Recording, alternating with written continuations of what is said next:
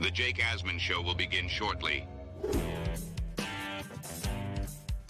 Thanks to all these great Patreon members who help support the show. Get your super chats ready. Jake will be here in just a moment. If you love the New York Jets, this is the place to be.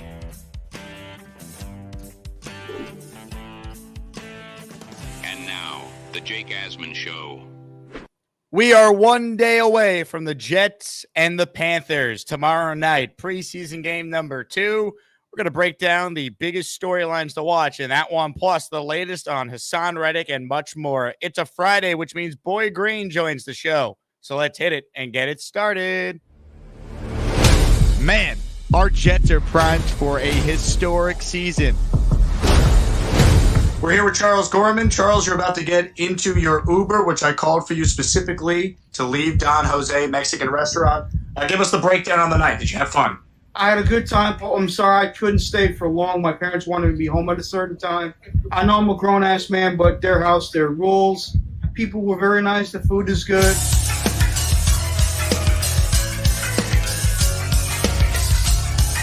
Anyways, have a good day and stay healthy and God bless. Charles, thank you for the time. Welcome.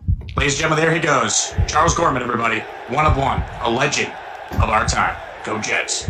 We bleed Jets green each and every day. This is not the same old Jets. We have Aaron freaking Rodgers. We have Garrett Wilson. Let's go. We have Breece Hall. Please subscribe and hit the like button below. Super chat, baby. Cut the line. We have Sauce Gardner. We have Quinnen Williams. The Jets bandwagon is loaded. Now it's time to talk all things New York Jets. It's the Jake Asman Show.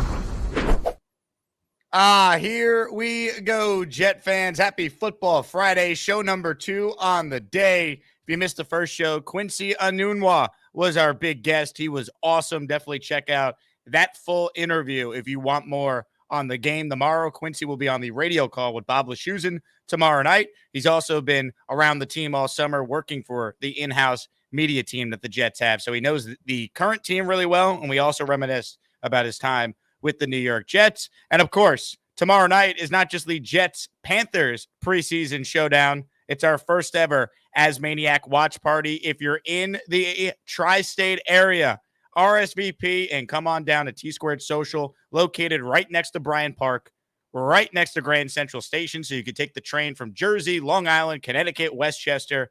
Great location. We're going to have drink specials. We're going to have giveaways, including a raffle for a Garrett Wilson signed football. All the simulators are there to play. There's a bowling alley, mini basketball hoops, darts, ping pong, pool, great food. Game will be on all the TVs. Can't wait to see so many of you tomorrow. Over 200 of you have RSVP'd.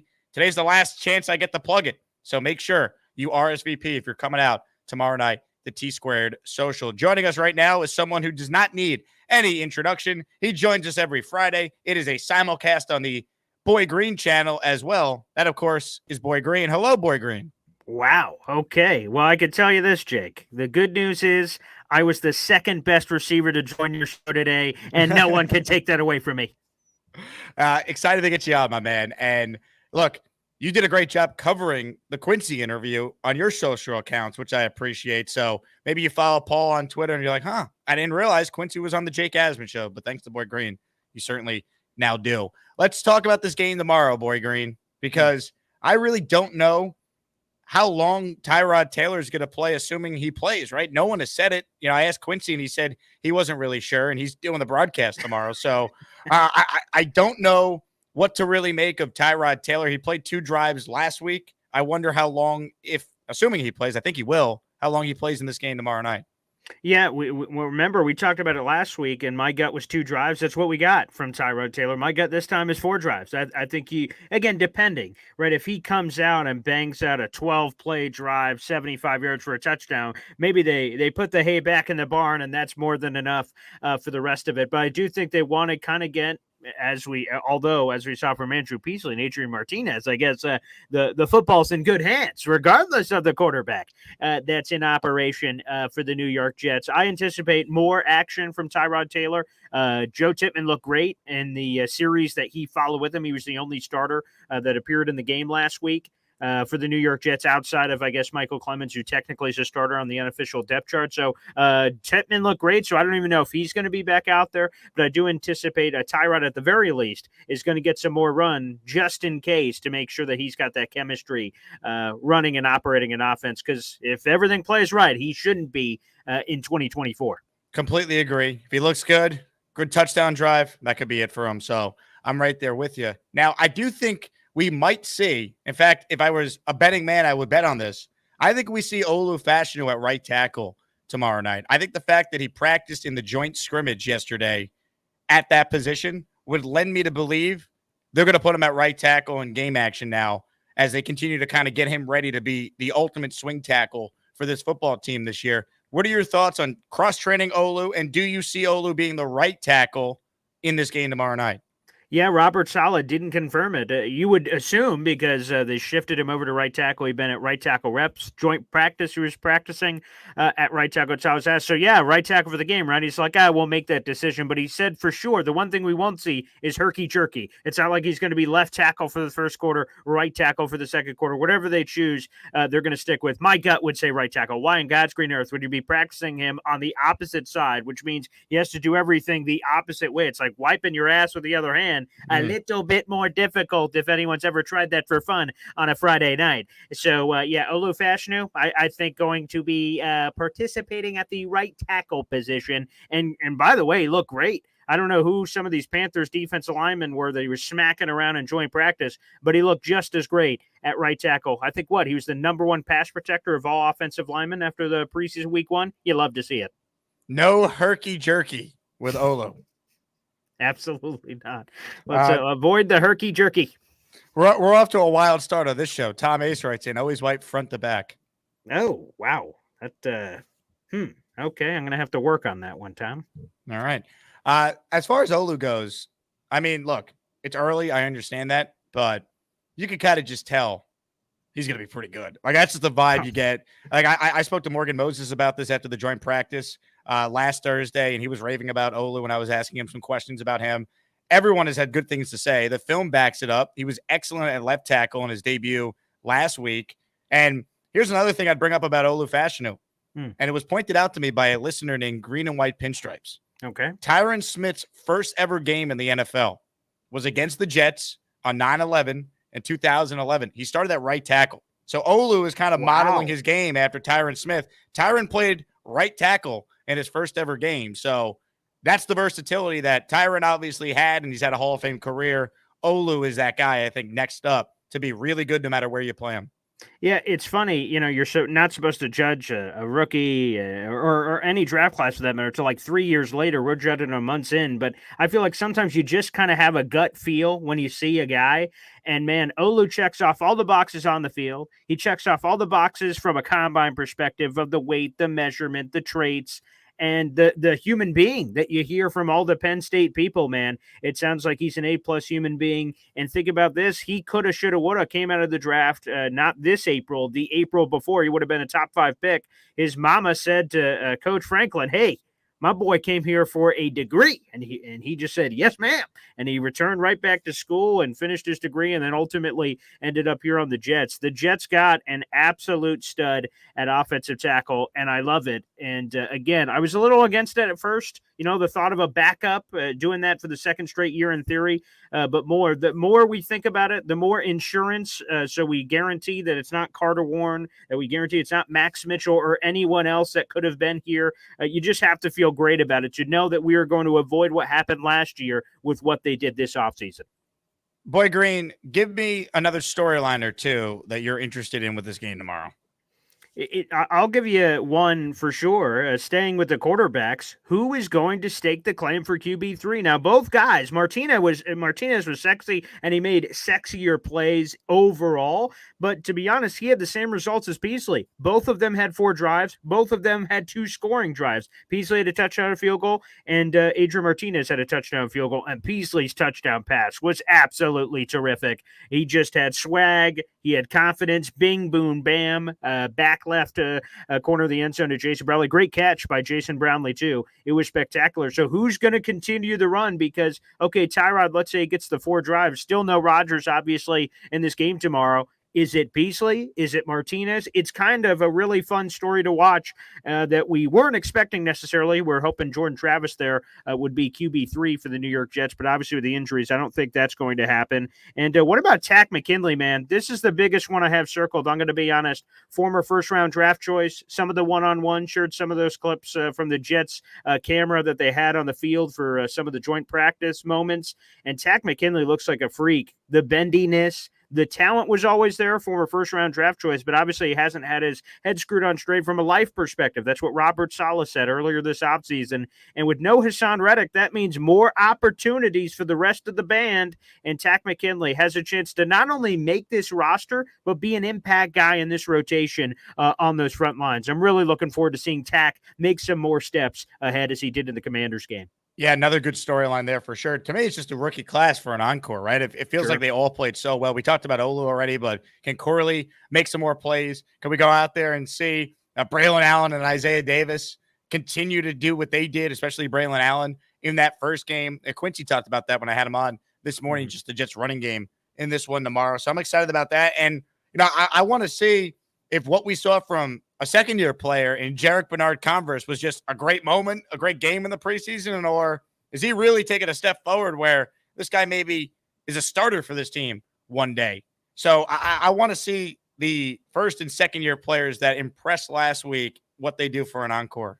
100%. Well, we're swimming in the same waters here. That's another name I had written on this sheet. A JBC encore, or was it a fluke? Was it just a fleeting moment? Because to be honest, I didn't think this guy had a flying hoot of a chance to make the roster, let alone all the promise and things we were feeling after that Commanders game. And again, I know he got beat on the go-go ball by Jaden Daniels, but damn, the coverage was tight as hell, man. That was just a wow throw from Daniels and a wow catch. And sometimes elite offense beats elite defense. And the rest of the game, JBC didn't give up a catch. He was absolutely terrific.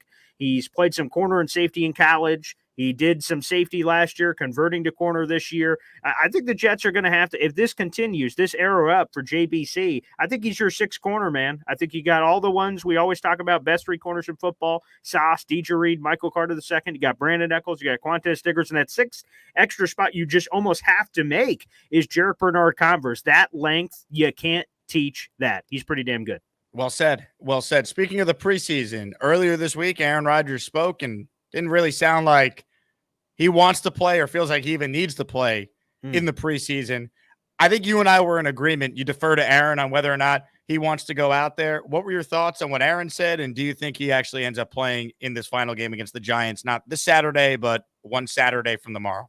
We said, me and Jake said, defer to Aaron Rodgers. Well, it sounds like Aaron Rodgers has spoken. That was, of course, the Boomer Geo interview that you're referencing there with Rodgers. And yeah, Boomer asked him kind of a series of questions. Do you want to play in the preseason? Do you need to feel the rush of like an NFL game and things? And he said, no, I don't think so. And he went through the whole shish kebab of why preseason isn't real football and you're getting vanilla defenses and all those things. And we're seeing the progressions. That's what Aaron Rodgers said in that conversation. If I'm reacting the right way, I don't need preseason games. And by all accounts, he has been. Everyone, whether it's been you, Jake, who's been live at some of these joint practices, or people that I know that have been there, like I spoke to Zach Rosenblatt earlier this morning, and he said, we're seeing Rodgers rolling out. We're seeing him move and groove. So he's checking off those plays off the bucket list of things that he used to do prior to the injury that he's doing again and again and again. Those reps, those mental reps are building up over and over again of him being ready. So for me, based on those comments, I'm going to be honest, I think the Aaron Rodgers preseason story is over. Again, I deferred to him. I would have loved to see him for a drive or two against the Giants, but you know what? If he feels like he's good, I think I'm going to trust the four-time NFL MVP, 40-year-old. I think he's got the right temperature of his own body. So he seems like, I'd be surprised now, based on his latest commentary, if he ends up playing at all. And quite frankly, any of the starters for a majority. Again, the only one we saw last week was Tippmann, and you could see the reason why they played Tippmann. I don't know how many of the starters we're seeing this offseason with such a veteran-laden team. To me, whatever Aaron wants to do, I let him do. So if he says he doesn't need it, if he's ready to go, then all right. Now, I thought he would want to play, but I think he's at a point where he just comes from an era of football where the preseason was so radically different to what it is now. He's just like, it's not worth it for me. So look, if he doesn't need to play, feels like he's good, then fine. Because to me, it's not worth the risk if he thinks he doesn't need it.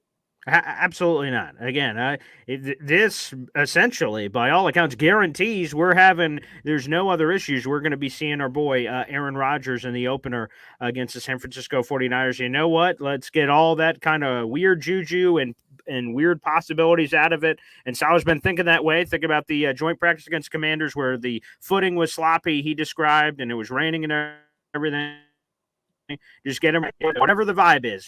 Rodgers' vibe is don't want to play. Okay, great, don't. And we'll see you week 1, buddy. And let's go win some ball games. If you're watching this live right now on my channel or Paul's channel, hit the like button. On my channel, there's only 67 likes. We got 203 people tuned in live. Let's get those numbers up. Click the thumbs up icon. Goes a long way to continue to grow this channel. And of course, you heard me say it at the top. For those tuning in, make sure you RSVP if you're coming out tomorrow night to the watch party of all watch parties. 200 plus are expected to attend T-Squared Social for the Asmaniac Watch Party of Champions, Paul. Can you believe it? Yeah, of course I can. You're Jake Castro and Asman, obviously, but man, I'm surprised more people haven't. People, get them while they're hot. This is the last day Jake Asman could possibly promote this thing. Now, I did meet a big Jet fan today at Fanatics Fest, this guy named Rich, and I said, Rich, I'm doing a party tomorrow night at T-Squared Social for the Jets game, and you're more than welcome to come by. So maybe this guy Rich Eisen will be there tomorrow. Ooh, okay, all right. There's a great tease. That's I know he's a Connor enthusiast, so which all of us are, I guess, for that matter. But man, Jake Asman and Rich Eisen are hanging out a lot more often. You know, front covers of magazine, back pages, and now here we go, a Fanatics Fest. Makes a lot of sense. Things are happening, Boy Green. Things are happening. Yeah. Comments, questions, super chats. We'll cut the line. All right, Jet fans. I waited as long as I could, but it is a story, so we got to talk about it.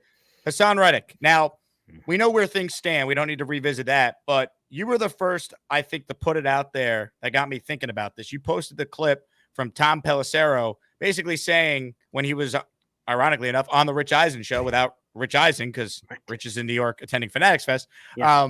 Tom Pelissero was asked about the Reddick situation, and he basically was like, well, it's kind of an unusual situation from the standpoint that, like, none of his teammates know him. Like, this is not like a guy who's been around the Jets that's not there. It's not CJ Mosley holding out or Sauce Gardner. So, like, on one hand, yeah, he's a really good player. He'd make the Jets better. But on the other hand, like, I don't think in the locker room or with the coaches, it's a huge distraction because they've gone through the entire offseason and the entire training camp so far this summer without the guy. So I think it's a big deal if he's not there eventually. But as far as it being a distraction that could affect chemistry and impact the locker room, like, I don't think that's a problem at all with this scenario here. No, again, the Trent Williams absence in San Francisco of veteran leadership and primary importance to the team. Yeah, whoa, distraction. CeeDee Lamb, Dallas Cowboys, what he means to that team, his impact, his investment. Yes, all that 100%. But I kind of like chuckled at the comment from Pelissero, but I mean, it's true. Even the one day he showed up, no one was there yet. The workouts for the Jets didn't start till the third week of April. So it's April 1st. Only like Sauce Gardner's of the world who says he works out at the Jets facilities all year long, which, by the way, makes a lot of sense. They give you free food, meals, and everything, and it's a $1 billion organization. It's got the best equipment in the world. He should work out there, and so should all the players for that matter. But only guys like him were hanging out there and might have run into him by like accident for Reddick. So no one knows him. It's a kind of funny comment by Tommy P, but it's the truth. So all this talk of distraction, which a lot of people have been bringing up, oh boy, it's weighing down. The only thing that's weighing down is when us, the general media, are asking all the players questions, and we have to. It's part of the job. So the Zach Rosenblatts of the world and all these guys, hey, Hasson Reddick, you talk to him, thoughts, this, that, or the other. But that's, to me, the extent of the distraction or drama or anything of that nature. The rest of it's in-house. It's a conversation between Joe Douglas, Tandy Dory, Hasson Reddick, and the whole group. To me, it's not a distraction at all. It would be a lot different if this was CJ Mosley. It'd be a lot different if it was Quinnen Williams or what have you. Guys that have long standing on the team, and players are getting disrespected in the locker room saying, you got to pay our guy. That's our leader. That's our blah. There's none of those conversations with Hasson Reddick because literally they don't even know the guy. Lee Van with a super chat. He cuts the line to get us rolling here. 3 weeks to go. Lee, soon enough, Jets football will be back. And this is the year we're coming for everybody. Damn straight. Love it. Some memberships have been gifted. How about we start with one on your channel? Lee Van is gifting a Boy Green Coffee Club membership. Shout out to Jay-Z Jet fan. You have joined the Boy Green Coffee Club, you handsome bastard. Welcome to the program. Jennergy signed up to become a super Asmaniac. She's like, I don't want someone to gift me a membership. I'll do it myself. Let's go, Jennergy. Appreciate you. This question's from Carlos. He writes in, do we really need Reddick? Honestly, we're a top 3 defense without him. Carlos, let's break it down like this. Do I think the Jets still have a very good defense without Hasson Reddick? Yes. But there's no Bryce Huff right now. There's no John Franklin Myers. Right now, Will McDonald's an unknown. Michael Clemens is, to me, just a guy until proven otherwise. You're talking about a defense that is losing a lot of production from proven commodities with that unit. So do they need Reddick to beat the Titans in week 2 or the Patriots in week 3 or the J.J. McCarthy-led Vikings in week 5? Probably not. But are they going to need him to beat C.J. Stroud? Eventually, maybe Patrick Mahomes?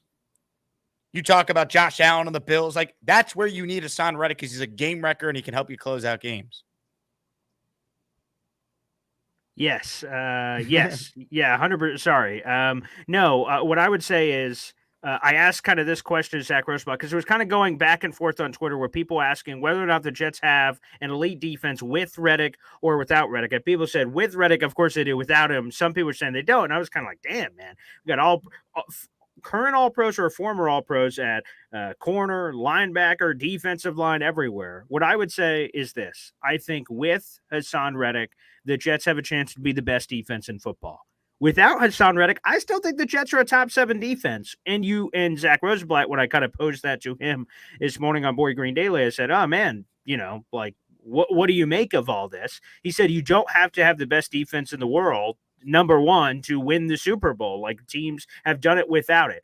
I think eventually we will get a point to where Reddick is quite important to this team.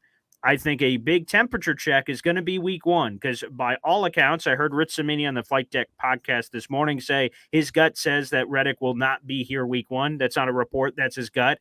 Zach Rosenblatt has said similar things on the Can't Wait podcast. And what happens in week 1? Do the Jets get a statement win without Hasson Reddick and Will McDonald and everybody looks great and they're raining hellfire and they win? All of a sudden, Hasson Reddick's leverage that isn't very high goes a lot lower. Now, if Brock Purdy's standing back there all day long and the Jets can't get any pressure, Reddick's leverage, I think, increases a bit. I don't think it's a dramatic increase, but it goes to show you like, whoa, okay, maybe the Jets need to solve this problem immediately from that perspective. So, again, long story short, for me, I actually, while you make great points about JFM, Bryce Huff, Quentin Jefferson is another one of production that's gone.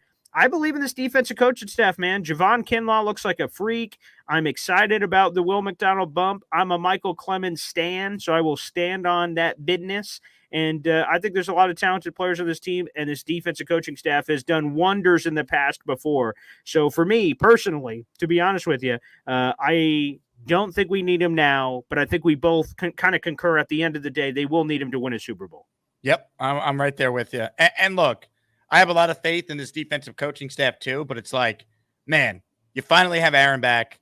The offensive line is looking good. Everything is ready to roll. The defense has been the one constant. The last thing this team needs is this defense somehow taking a step back for something as stupid as, well, you traded for a guy who everyone knew wanted a contract, and here we are in a contract dispute that now lingers into the season, right? You know what I mean? Like, it's just like everything is ready to win the Super Bowl this year. You got the team to do it. Take your best chance at it. Don't let this be the thing that stops you.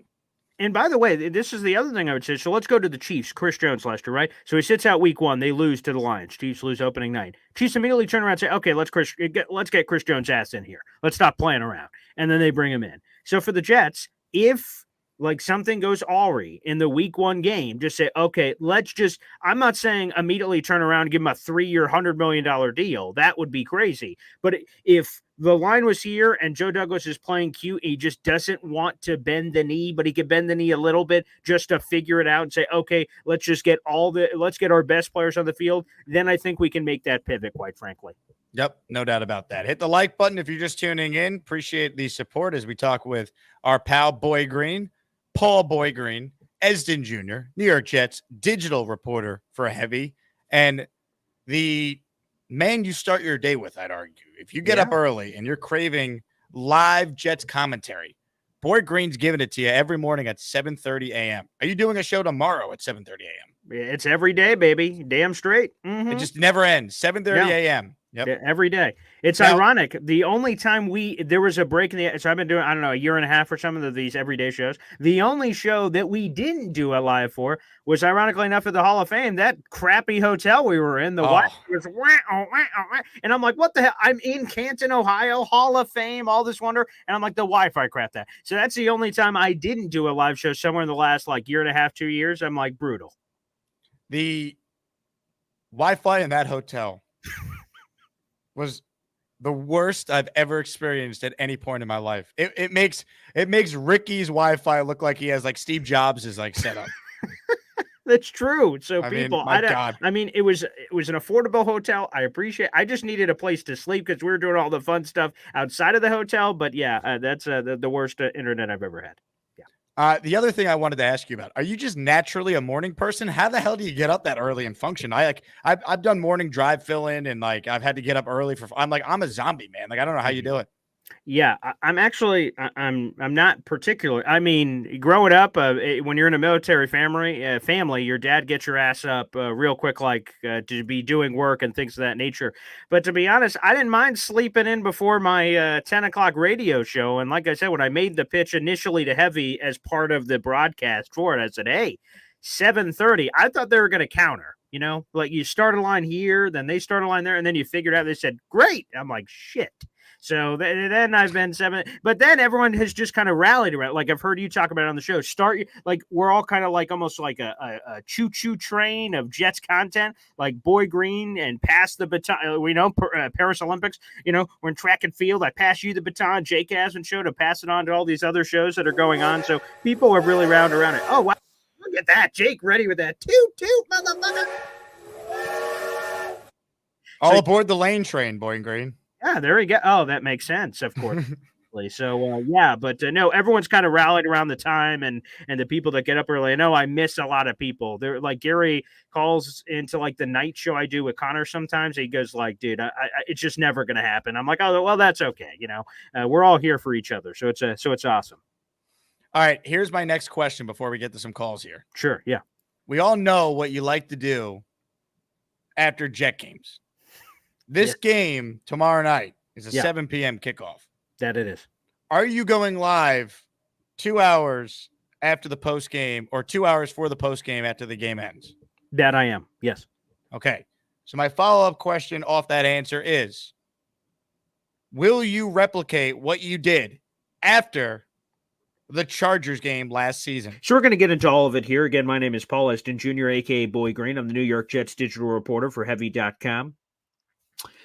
We come 2 hours after every final whistle here for the post-game show. And I'm going to be honest. The only good thing that happened to me late tonight, early this morning, was making sweet, passionate love to my fiance, which I did after the article was written and that kind of stuff. That's the only good thing that happened.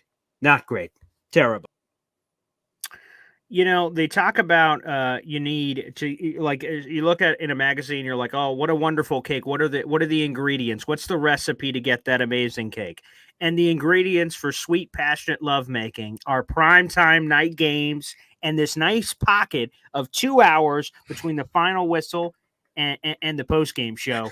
And that is an hour and 58 minutes more than I need, quite frankly. So I can deliver and I can get it in. So God bless America. The chances look pretty damn good as far as I'm concerned. Ladies and gentlemen, God bless America. Boy Green. Hey, congrats on the sex.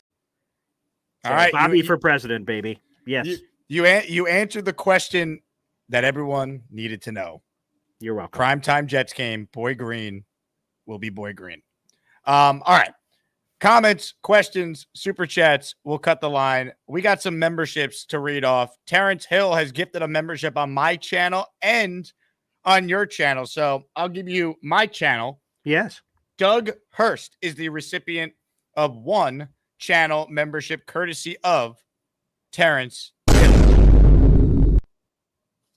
Booyah. Love it. And also jumping over here, Ranger Fan 11, baby. Shout out to Terrence Hill for that. Beautiful. Terrence Hill, gifted memberships. Appreciate you. If you have a question for myself or Boy Green, write it in. and we will bring it up on the screen. Obviously, if you are familiar with the show, if you super chat something in, kind enough to give us a super chat with your hard-earned cash, we will bring that up on the screen first before anything else. Let's get to some calls right now. Let's go to our guy Keith, who's first up today. Keith Best, what's up, Keith? Oh my God, internet problems still. You know, I had made a list of things I wanted to talk about, but Paul, I get on your show every morning. I don't subscribe because I have to go to an infusion treatment, and you have to turn your cell phone off while you do that. So I miss you. But he's an early morning riser like me. I get him at 5:30. I listen to whatever news and tribe that I can see on YouTube, and I sign on to Paul at 7:30. I don't know if you recognize that I'm signing on to you. I haven't subscribed to you because you know my time frame on the schedule I keep interferes. I can't interfere. I can't be on your show and then they take the phone out of my hands. You understand? No, I understand that part, but don't Keith, worry. I'm just going to be honest. Paul is not offended. Yeah, I'm not offended by that, but you can still subscribe. I mean, you don't have to watch, I guess, but you can do the subscribe part. I mean, that could put some food on my table for my family. But what, Jake? I am no congratulations on your newborn coming up. I mean, I watch you with the kids on the show in the morning. I congratulate you on that. I'm still a single man at 60 years old. Keith, I think you mean that you can't call in, but you do subscribe to Paul's channel. I think that's what you're saying. Yeah, I don't call in because I'm not the time frame of what I got with all the doctors and everything. Oh, okay. Well, God bless, and everything's all square. Yes, wonderful. Yeah, not upset at all. But I appreciate you watching. Thank you.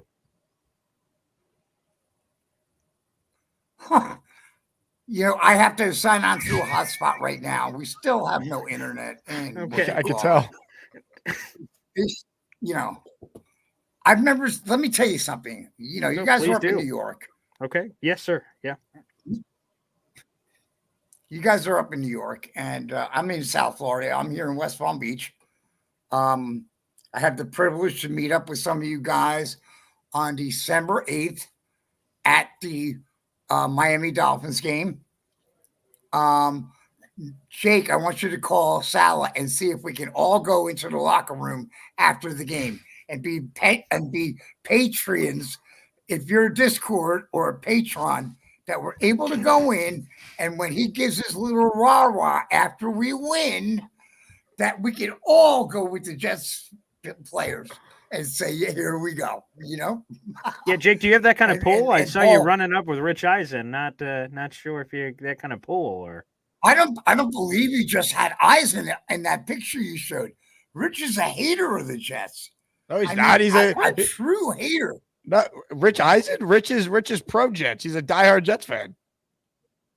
Yeah, but why did he talk so negatively that a couple of months ago when he had that guy on from Jersey that says, "Oh, the Jets are going to be 11 and whatever," and I said they're going to be 15-2, and he wouldn't let me on to make a and wouldn't let me on to make a response. That could be just ESPN, but yeah, who knows? But Keith, you know, I didn't say one thing. You had Quincy on yesterday, and I grew up watching him, and he was great. And I didn't make a comment to say yesterday when I said, "Oh, I don't have much to talk about." Keith, you didn't. How did you grow up watching Quincy? Quincy played from like 2014 to 2019. Oh. I think for tomorrow night, Martinez was a big focus on how good he did this past weekend. You know, I think if you let Brandon Allen run the show in the D-back and you let a couple of the other, and you know, I mean, guys that just came in on the draft are so good. Keith hitting the bong there, I think, before that call. Keith, you're the best. I think your internet was causing you to have a lot of delays in responses, and I don't know what was going on there. But a couple of things. One, I can't just call Salah and get us in the locker room. But unfortunately, I can't. But I do love Keith. I got to go back and get the exact verbiage he used. So Keith famously called emojis Edgemos, which I now call Edgemos on this show. Yeah, sure. So I want to figure out whatever he just called Patreon, or did he call him like Patreon or something like that? So now like I need more. It almost sounded like patriotic. I was like, wow, Yeah. okay. All right. So I need more Patreon or something, whatever Keith said. Sign up for it. He's right. And then we'll get in the locker room with Salah somehow. I'll work on that next. Yeah. Wow. So that was a call. Thank you, Keith. More calls right now. Let's go to Nick, who's on the line. Hello, Nick. What's up, Jake? I was waiting for Keith to say that he grew up watching Sam Darnold. Yeah, when he said he grew up Quincy and Nunville, I was like, wait, I grew up watching. I didn't even grow up. I mean, I was a young adult when Quincy was on the Jets. Yeah, it wasn't that long ago. And the great radio influencer, Connor Long. Yeah, right. Yeah. Connor Long grew up with Quincy and Nunville. Yeah. There you go. There's the line. That's it. Too good. Nick T, how's your best man? He's doing good. He sends his regards. He says hello. So I Boy Green, I know I called into your show earlier, and I actually wanted to throw that out here with both of you guys. Really crazy hypothetical. I know, again, I believe Reddick is coming back, right? Or Reddick's coming back, rather.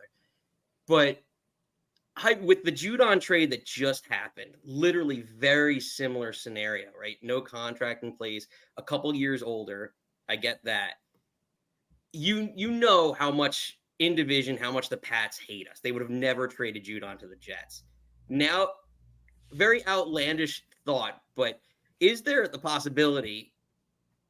Well, I know there's probably not a possibility, but like Atlanta trading Judon to the Jets for Reddick, two problem issues, very similar trades, and then throw in a sweetener on Atlanta's side because he's younger. Would you do it for, I don't know if it's like a, Judon and a 4 or something like that? Wait, why would Atlanta trade you Judon after they just acquired him? Well, they both don't have a contract in place. I was just saying hypothetically, it's crazy. They're both. I wouldn't do that, and I think they're going to get a deal done with him, right? That's the expectation. Right, with the expectation. Well, the Jets, the same thing, right? I know, but I feel like the Jets are the Jets, and like Atlanta's going to get this done. I know, I'm just saying because it's a crazy, outlandish idea, but I don't think it's that. What about Ayuk? What's the deal with Ayuk for 2 third-round picks? Where do we stand with that, Nick? Jake, look at all the tweets. It's been out there. It was already been tweeted that the 34th pick was offered. So you're wrong. I don't know what. Like, just look at all the analysts have been saying that. Reddick, by the way, is also a better player than Matthew Judon, and he's younger.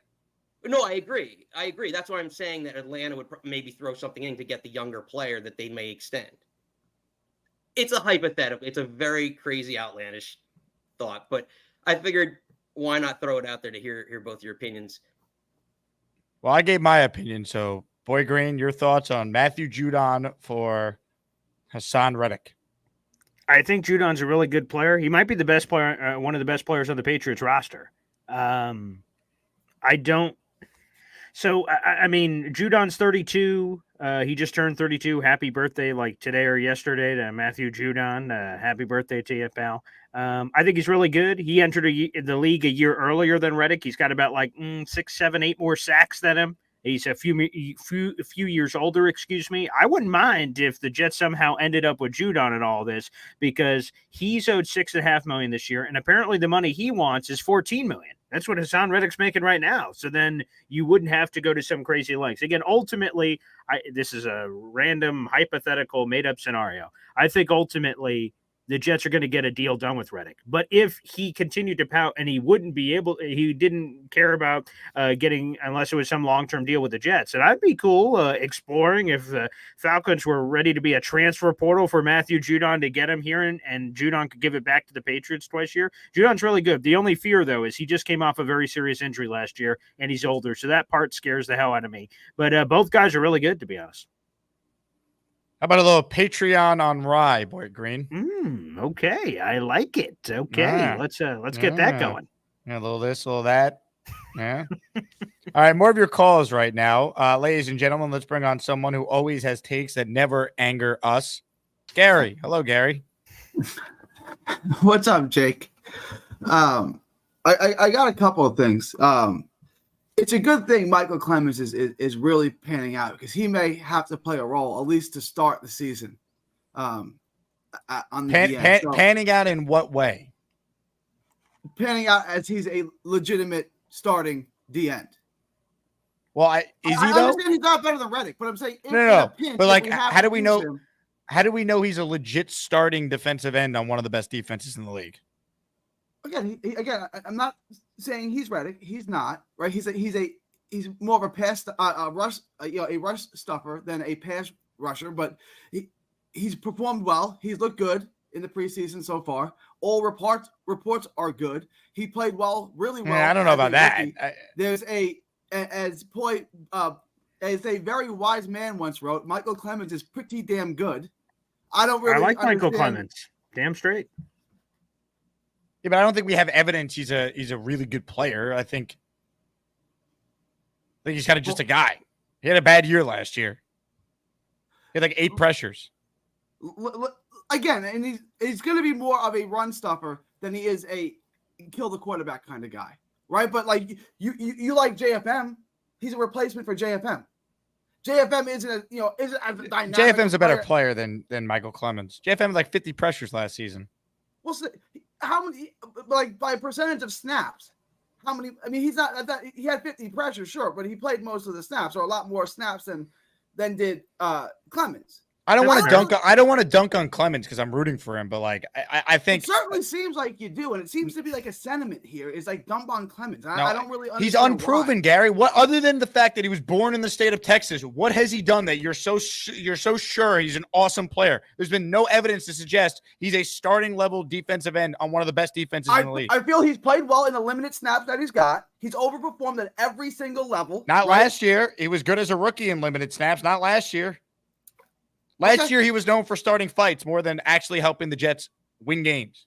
I feel he's overperformed at every single level. He's worked himself up from being a community college player to being an NFL player, right? Like he's overperformed. He's outpunched his weight class in every single step of the way. Cool. I'm happy that he's got drafted. He's doing the same thing in the NFL, right? He went from a 5th round pick to a starting DN on one of the top 5 defenses. He's only starting because Hasson Reddick is not with the team yet. He'd be a backup. And Will McDonald hopefully beats him out and is the real starter that plays more than him. You're rooting for Will McDonald, who's also done nothing. He was the 15th pick in the draft. He also was more productive last year with basically the same amount of playing time than Michael Clemens was. There's I'm rooting for McDonald, but I'm rooting against Clemens. And you can say it's not true, but I'm not rooting that it is Gary, what does my shirt say? It says Jets. I'm rooting for the Jets. If Michael Clemens goes out there and he has 10.5 sacks, there'll be no one happier on the planet than me. Okay, great. But it's okay. Okay. It doesn't. I'm just telling you as a fan of this show. I'm a fan of your work. It doesn't seem that way, Jake. It really doesn't. What do you want me to say? You want him to suck, right? No, I don't. I just think Hasson Reddick is really good, and I'm not going to sit here and pretend like the Jets are somehow better off not having Reddick. Reddick's. I agree with you. Reddick is a borderline Hall of Fame player. He's probably not a Hall of Fame player, but he's on the ballot, right? Like he's really good. Clemens is probably not going to fill those shoes. I agree with you, Jake. He's probably definitely not going to fill those shoes. But that doesn't mean he can't be a good, productive player. But my real question was about Aaron Rodgers. And I got mixed feelings on this, right? Like I wanted to get into Rodgers. Paul, you handle this one. I can't.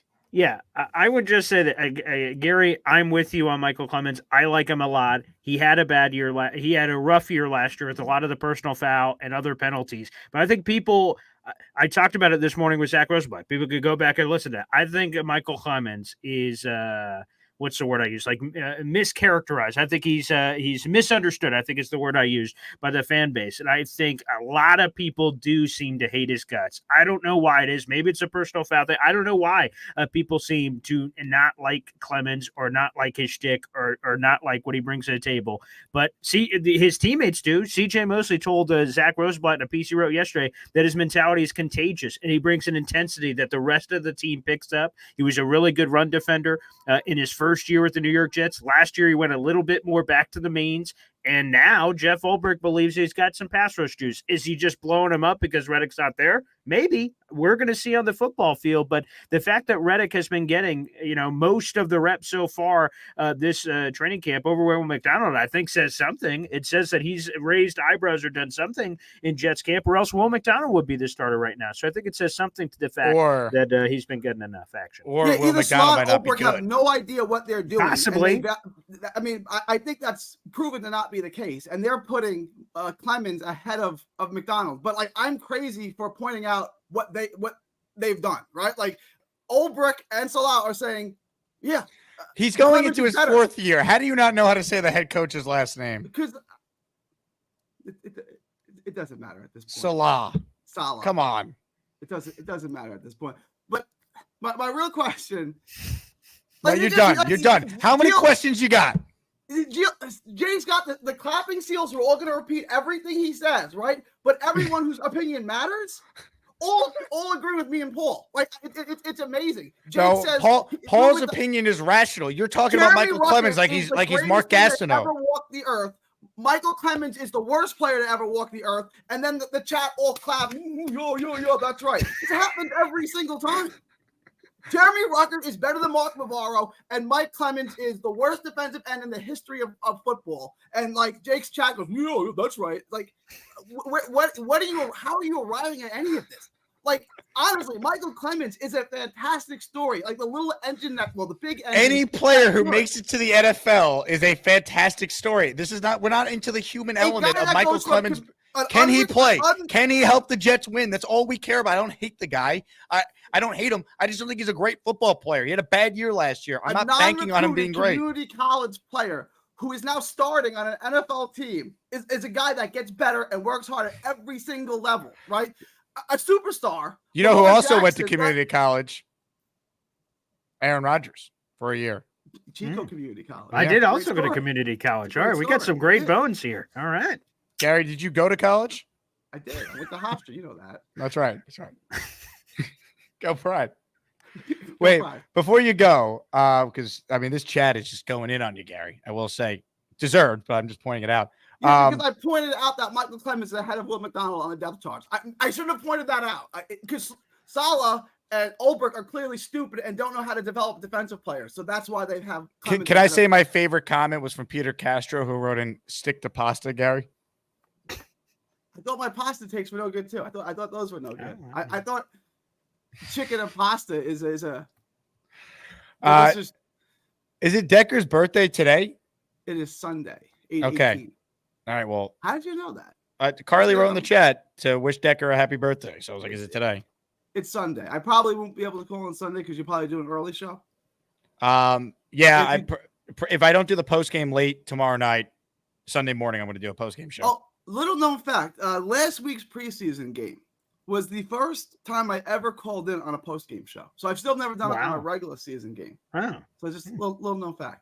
Okay. I'll tell you what. I hope you call in after the first game of the year when Michael Clemens has 5 sacks and Brock Purdy's running for his life. All right. I hope so too. Is that positive enough for you, Gary? Wow. The idea that you think I hate Michael Clemens when I host a show every day talking about the Jets and that I'd be rooting against the guy's nuts. You know what you are. You know what you are. I didn't think this was possible, right? You're a Michael Clemens truther. That's what you are. I'll live with that. You know how I found your show? This is a funny story. I just searched in the little YouTube search bar. Zach Wilson sucks. Jets podcast. That's what I searched for. And you know what a great landing spot. You know what was the first video that popped up? Which one? He stinks. Well, and that's how I found your show. And the rest is history. Gary, have a great Friday. Happy early birthday to our favorite member of your family, Decker. And I end this call by simply playing this. Chicken with pasta is worse than peanut butter with sandwich. All right, let's keep it going here. I'm just going to deal with my arch nemesis one at a time. JJ is on the line. He's next. Hello, JJ. How's it going? What's going on? JJ, before we, of course, disagree with many of the points I'm sure you're about to make, are you coming to my event tomorrow night? Yeah, we'll see. Oh, don't give you a we'll see. You and Dre are the halftime performance after V-Man. We're going to set up a boxing ring for you guys to go at it. I only want to go because I heard it's Bonesy's birthday on Saturday, and he's the only reason Joe Douglas still has a job. So I want to get him a shot because my birthday is on Sunday. So I feel like we'll come together off of that. I look forward to it. But other than that, you know what's funny? I like when Gary calls because he brings just such like entertainment to the show. I mean, like he's just a great caller. I don't know. It's weird because V-Man used to be like the head honcho of the show. He used to be the leader of the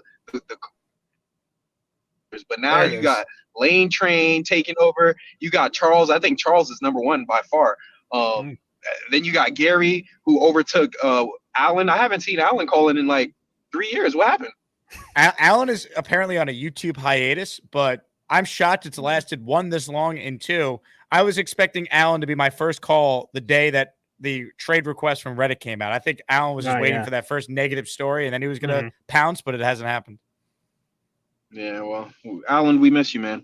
The reason I called in is because I miss him. The reason I called in is because I've been thinking about this since last week, but I was trying not to be negative, but it really pissed me off that Will McDonald didn't get that many snaps at that first preseason game. I honestly thought he should have been in for the first half of the game. And I really want to see Will McDonald play at least the first half of this game because it makes absolute no sense to have a first round pick behind Michael Clemens. So he's on the depth chart as number 2 right now. When Hasson Reddick comes in, that means he's going to move down to number 3. So if you guys are telling me he's a third stringer right now, then why is he not getting reps so he can get better or we can see what he has? And it's almost as if maybe they're protecting the film on him because if they play him and then he doesn't look good, I don't know. I don't know what's going on with that, but it irked me so bad. Like, he needs to get reps. If he sucks and he's not that good, well, give him more reps so he can get better. I think he'll play more tomorrow. They're being careful with all their starters. Tippmann was the only true starter that played last week. Like some of the higher priority but he's not a starter. They got him as number 2, and then if Hasson Reddick comes back, he's going to. He is a starter, though. He is a starter. Defensive line rotation. Yeah, they rotate enough guys where like he is a starter on the team. And I would just add on to the Will McDonald thing. I actually don't want to see him more because, again, think about this. Reddick is holding out right now, right? If McDonald gets hurt, that's more leverage for Reddick saying, come pay me. I'd rather put all those guys on ice and make sure they're ready for week 1. I hear your point, but at the same time, if Hasson Reddick decides he's not going to play this season, I want Will McDonald ready to go, and I want to see what he has because if he has nothing to bring on the table, then we might have to look at other options. And I mean, he was a first-round pick. We can all admit that Will McDonald was a bad pick. Not yet. We can all admit. Not yet. We can admit it because if you're telling me in years he hasn't played. Was Jermaine Johnson a bad pick after 1 year? 2.5 sacks. Jermaine Johnson looked like a stud his first year as a rookie on a D line. He was having a lot of flashes. He had moments. And he didn't play a lot. He didn't play a lot. Yeah, the reason he didn't play a lot is because they had like freaking Jonathan Marshall and I don't even remember the D line back then. It was just a bunch of guys who were gone. And the point is, McDonald's going to get a chance to play a lot more this year. He has a lot of talent. They have a very good defensive coaching staff. So we'll find out if he's a good player or not. Yeah, and just to add on, JJ, I don't think a handful. So you say you want to see him more in the preseason to know what they got. If the Jets don't know what they have in Will McDonald, what is 20 snaps in a preseason game going to change? Like, they know if they need anybody else beyond Will McDonald already right now. Do we need to go sign Yannick Ngakoue or insert your random free agent? They already know the answer to that question regardless of 20, 25 snaps against the Panthers. So I disagree with you because of the way that they do the whole rotation stuff. It's hard to gauge what you have with a player if they're not getting that many snaps. Like, just for example, right? Bryce Huff was so underrated, and we were telling the Jets coaching staff, hey guys, you should probably play this guy more. Every time he gets on the field, he looks pretty good. But to the Jets, they're like, oh well, you know, blah blah blah blah. And it took until his third year or second year on the team for them to actually start giving him more snaps. And even at that time, he played still less than 50% of the snaps. So with the whole rotation, I hear your point, but with the whole rotation and the way they do things, and at the Jets practices, when you go there, I mean, like, these guys aren't getting rep after rep after rep in team drills. They're getting 3. What? Yeah. It's the JJ Wi-Fi. I don't even think. What? Is it cutting in and out? It did. Before you go, Pittsburgh Mike has a question I've been dying to read. Are you still afraid of the subway? The subway? What does he mean by that? Well, you work in the city, but you always drive instead of taking the subway. Yeah, because why would I take the subway if I can drive? Who wants to drive?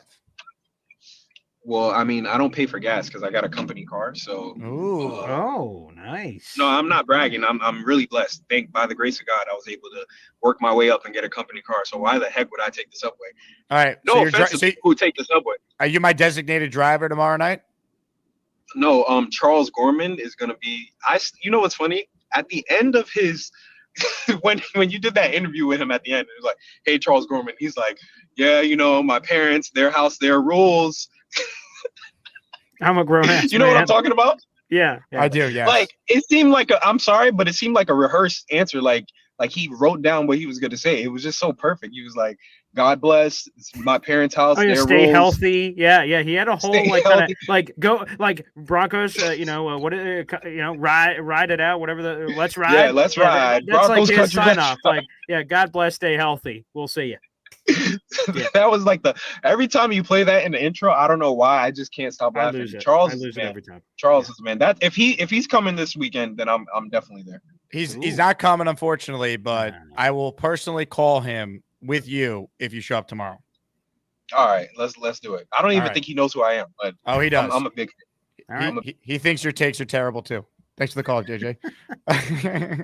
All right. I know Boy Green's got to run in just a bit. I just want to give a huge shout out to William. He gifted 1, 2, 3, 4 channel memberships, baby. Yeah. Money.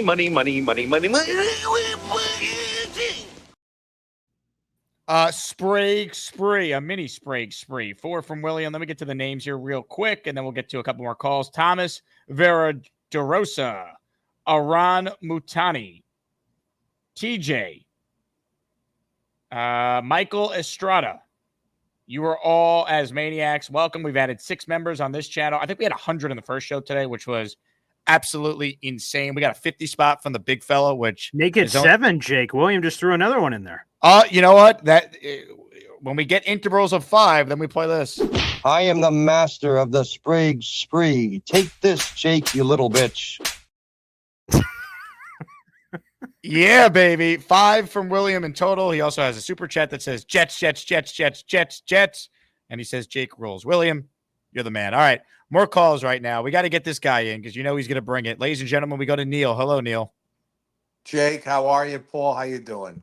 God bless, Jake. Listen, first off, Gary, Michael Clemens stinks. I don't think he's terrible. That's all I want to say. This guy, I saw him go against the left tackle on the Carolina Panthers, and he was on his butt. Forget about pass rush. He's a big, stupid moron who can't. All he does is get into fights. If I need a guy that's going to fight, I'll get Michael Clemens. If I need a guy to rush the quarterback, he is not the guy, okay? So let's just start with that. So I cannot stand the takes anymore. I think Lane Train has better takes than Gary. So let's stop Lane right always there. has better takes than Gary. That's a given. Jesus Christ. I can't take it, Jake. I can't take it anymore. I can't take it. I love you. I love to chat. I love to come on and give my little Gary, stuff, you there? Neil's going in on you. I don't want to even look at it. I can't stand it. Please. Don't put me on with Gary. I can't take it, okay? He should stick to boxing. He does know nothing about the Jets. All right? I don't want to hear about him anymore. He does not know anything about the Jets. I only want to talk and hear people on this show that are educated about the team that we root for. I do not want to hear takes from a boxing expert, okay? I don't want to hear it anymore. All right. Hold on. Calm down. I know I could bring someone on who knows plenty about the Jets. Hi, everybody. This is Bob from Vermont. I am Bob, of course. Hi, Neil. How you doing? Bobby, how you doing, buddy? How I you love feeling? you, Neil. I love you. I love you. How you feeling? I want to know first how you feel. I'm feeling much better. My toes getting better. Okay. It was 4 centimeters. Now it's down to 1. Perfect. And you look a lot better. You look a lot healthier. Yeah. I'm taking my medicine. Jake, I'm sorry to say, Jake, I had some I had a little email. I am not going to be able to make it tomorrow. Oh no! My wait a cousin, minute. my cousin passed away over Oh, a I'm week sorry, ago, Neil. and they're having a memorial for him tomorrow between 5 and 7 in Freeport, Long Island. I am going to go, and I'm going to get to the memorial by 5. I'm going to be out of there 6:30, so I can get to the game at 7 on my TV. So I will not miss the game, but I certainly can't make it to the city from Freeport by 7. Wait a minute. You could call in my show. I'm going to be live, and Jake's going to be in there. Okay, well, I'm going to give my analysis of the game afterwards. Yeah. I want to make a point. I listened to Fireman Ed. He has a podcast with a couple of other guys, and they were talking about Hasson Reddick. And Fireman Ed made a very, very good point. He said, "I'll start to worry after the Giant game if he's not reporting, because if he reports by the Giant game, we still have 12 or 14 days before the opener." Yeah, he'd play week 1 if he did. Yep. Yeah, he'll have plenty of time. He'll have 8, 9 practices. He'll have plenty of time to get himself up to speed. We need him game 1 against the 49ers. I do not see Michael Clemens. I do not see Will McDonald chasing down the quarterback. Maybe I could see Will McDonald in the fourth quarter. If we bring him in and it's a definite passing situation, I don't have a problem putting Will McDonald in there. But if it's going to be any possibility of a run, all they have to do is run in his direction, and the guy's going to run right by him because he doesn't have the power to stand up a left tackle and make a tackle on a running play. I don't see it at this point. Paul, what's your thoughts on that, Paul? Neil, before you go, I just want to say condolences to your family. Yeah. You will be missed tomorrow, but we will have plenty of other watch parties for you to be at, so don't worry. I will be at the game 1 watch party for sure. So, ladies and gentlemen, anyway, Neil. I want to just say, again, Paul, what's your thought, Jake, on Will McDonald in anything but passing situations? Yeah, and these goddamn exploding cigars. I gotta go, Jake. I'll call back later. Shit. I had to do that first. That is a tradition. We'll come back to Bobby after. Yeah, and no, I see Jason Del Monte says it. What about if Trent Williams isn't there? Trent Williams has been holding out, and Kyle Shanahan's quote-unquote optimistic he returns. That's their starting left tackle. He's one of the best left tackles in football. What if he's still not there? Christian McCaffrey's got a calf issue. What's going on there? Brandon Ayuk, what the hell's going on there? So I don't think we're hearing enough about the 49ers issues. It's not just their perfect Jets are like, Hasson Reddick drama. What about the 49ers? They got a lot of crap to deal with. Yeah, that is well said. Can we finish the Bobby call before you go? Because he'll yell at me if he doesn't get a chance to say hi, Boy Green. Bobby, hello. Hi, Boy Green, how you doing? And I think tomorrow Allen's going to run. Brandon Allen's going to run for over 100 yards. Braylon Allen. Braylon Allen. I said you're calling him like Brandon the third or fourth still. person. Okay, Brandon today. Braylon Allen. How's that? Braylon. There you go. Braylon Allen. How's that? Better? Yep. Yeah. He's going to run over 100 yards tomorrow. Wow. Okay. Yeah. I think he has the possibility of running over 100 yards tomorrow over those stinky Carolina Panther defense. Yeah. That's what's Is everyone stinky, Bobby? Does anyone ever smell nice? Well, I'm just talking about the teams that have stinky players like the Eagles. Okay. I hate the Eagles. They suck. I hate the who else do I hate? Oh, I definitely hate the Broncos. Okay, that's specific. All right. It's a random one. Quite. And the Raiders, I never liked the Raiders either. Okay. They were nasty back then. Remember how nasty they were? They were stinky. Okay. No, they were nasty. Oh, they were stinky. Oh, okay. That's 3. Who else is on this list? That's about it right now. Okay. Oh, okay. All right. I love the Giants and I love the Jets. Okay, that's 2 on the other side. All right. When did you become a full-time player? Full-time player? What are you talking about? That's what it says underneath your name. It says Bobby Midnight, full-time player. I know. I know. Player. Gator put it in there. Yeah. And he put that new Gary White thing on. Disgusting. I don't like it. Bobby, you really need to calm your freaky down, cause I'm not there to help you. Oh, wiggle, beagle, beagle, deedle, deedle, beagle, beagle. I knew you were going to play that. I knew it. Yeah, I'm in the entertainment business, Bob. You got to understand that. You better not play tomorrow at the meetup. I can't play it. How am I going to play it? Is it robot? I can't bring Gary's wife with me to the T-Squared social. Am I going to be on the TV? You'll be on every TV. We're not actually here. I haven't told people coming to this thing tomorrow yet. So instead of showing the Jet game, it's just going to be your show. No, you said one TV. I'll take one TV and then play the Jets the rest of it. You'll take one. All right, as long as you'll take one TV. I just need one. Yeah, it's a fair trade. I have an ugly face anyway, so why would I want to be on? I think you look handsome, especially now you're clean shaven. I shaved today. Oh, I could tell. And I changed my shirt, as you see. Oh, is that a V-neck? What? Yeah, is that a V-neck? No, this is the droopy one. So it's a U-neck. Yeah, the U-neck. Yeah, that's what we call it. The U-neck. Yeah, we got to get the U-neck going. Yeah. Well, these, I had this for a long time, and then every time it washes, it goes down now. Mm-hmm. Are the Yankees rained out today, No, they're playing. Oh, they're playing. Okay. Yeah. Because I tried Daily Fantasy on Yahoo, and does it say Yankees at all? Oh, well, they're in Detroit, but I haven't seen anything about weather being a problem. They would put it in there if they were playing. I think they're playing. So, see, I'm going to take my medicines. Okay. I'm all set. You want to see me take them? I'll defer to Boy Green because he's got to go. Do you have time to watch Bobby take his medicine? Okay. Do you Bruce Willis Die Hard these, or do you need a drink? I need a drink. Okay. Okay. All right, full screen, everyone. Bobby takes his meds. I want to make sure you guys see me. Hey, do you put these in the mouth and drink them, or do you do anything else to ingest these? No. Oh, okay. Water. Okay, great. Thanks for getting the brand in there. Yeah. Yeah, well, it's price cap. Oh, yeah. I'm a big fan. I used to work there. Yeah. Wait, didn't I send you a Jake Asman pint glass, Bobby? No. What about a mug? Did I send you a coffee mug? No. All right, I know what I'm doing next after the show. No. This segment's got to be sponsored. Bobby takes his medicine, and you got to drink from the pint glass. All right. Yeah, there you go. That'd be great. Just give this a nice, One give more. it a nice gargle, Bobby. One more. Yeah, that one was the horse pill, which I hate taking. Sure. Did you say the horse pill? Yeah, look at the size of this thing. Okay.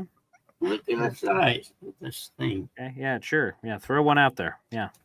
Look. Yeah. Wow. That's a horse. Jesus. I know. Good Lord. Okay. Uh-huh.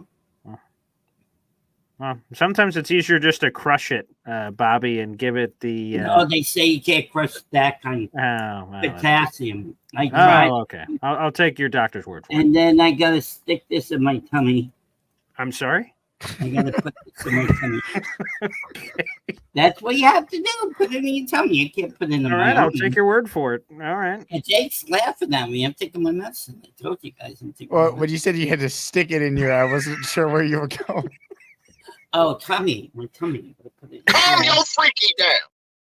Well, it's not freaky. I just have to tell you. So, do you want to see me stick myself? Stick it? Wow.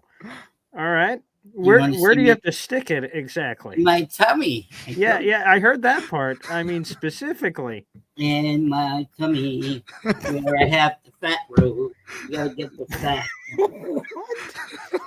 You get the fat part. What specific part is that? I'm not. Well, I'm a chunky monkey still. I'm not skinny, All right. Are you doing that part on camera? Or?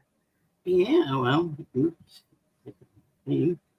Hold on, I show you. If you want to see it, I can show you. Wow. That angle is just fine. Yeah, Bobby, that's sufficient. I'm not gonna show you my tummy. No, that's okay. Bobby, just make sure you spit on it first. 5, 6, 7, 8. Oh man, Jesus! Why are you spinning it? What's happening now? No, I have to do that. That's to mix up the thing.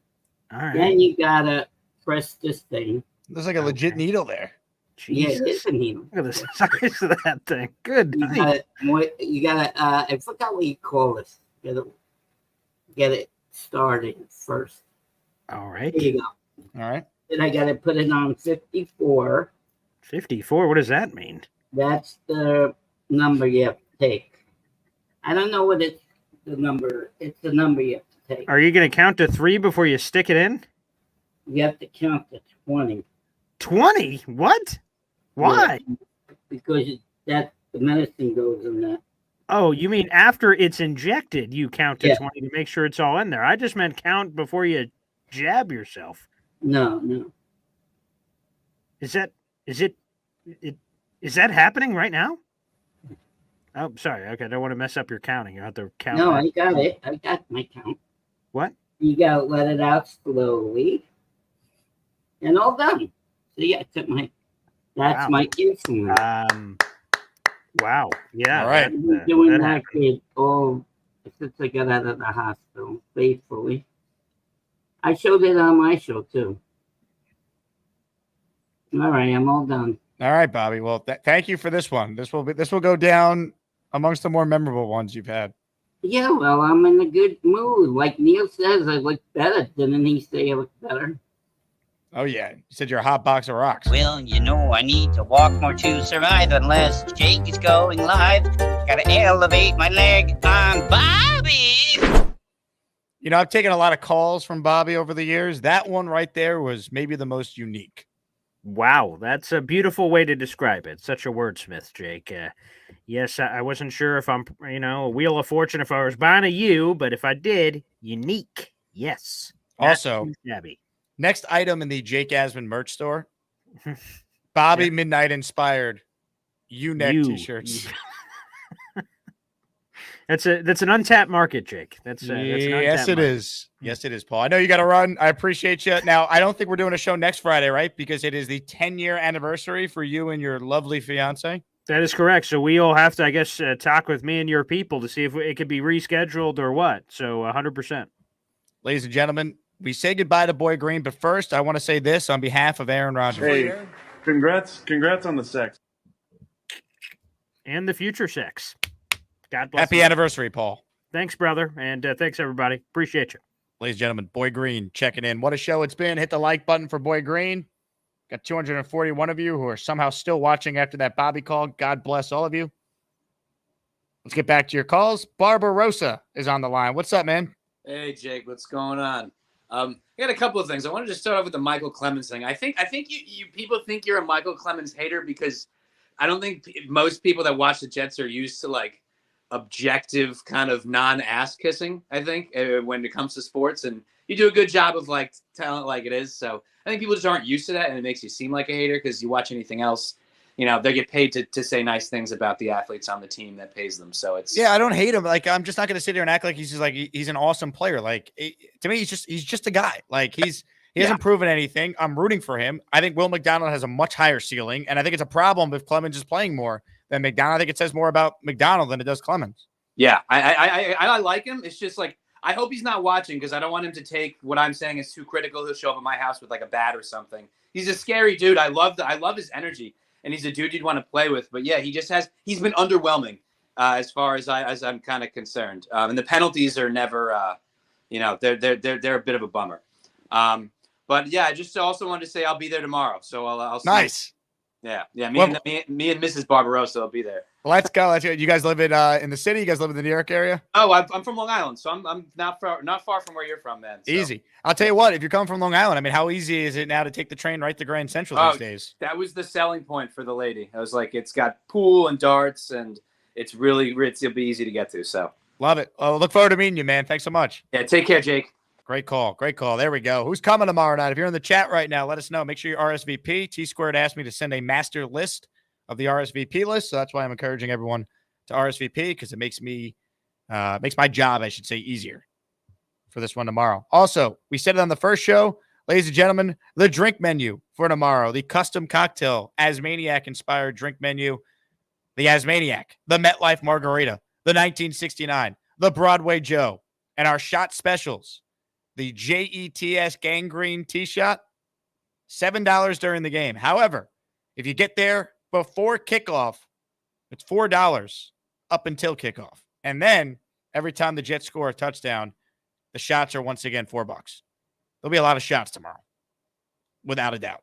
Can't wait. RSVP if you're coming. Rich in Staten Island's been invited. Maybe he'll be there. I guess we'll find out. Comments, questions, super chats. We'll cut the line. We go back to Gary and say hello, Gary. Gary? Gary? Gary? Gary, Brock Bowers is on the show. Did somebody say Brock Bowers?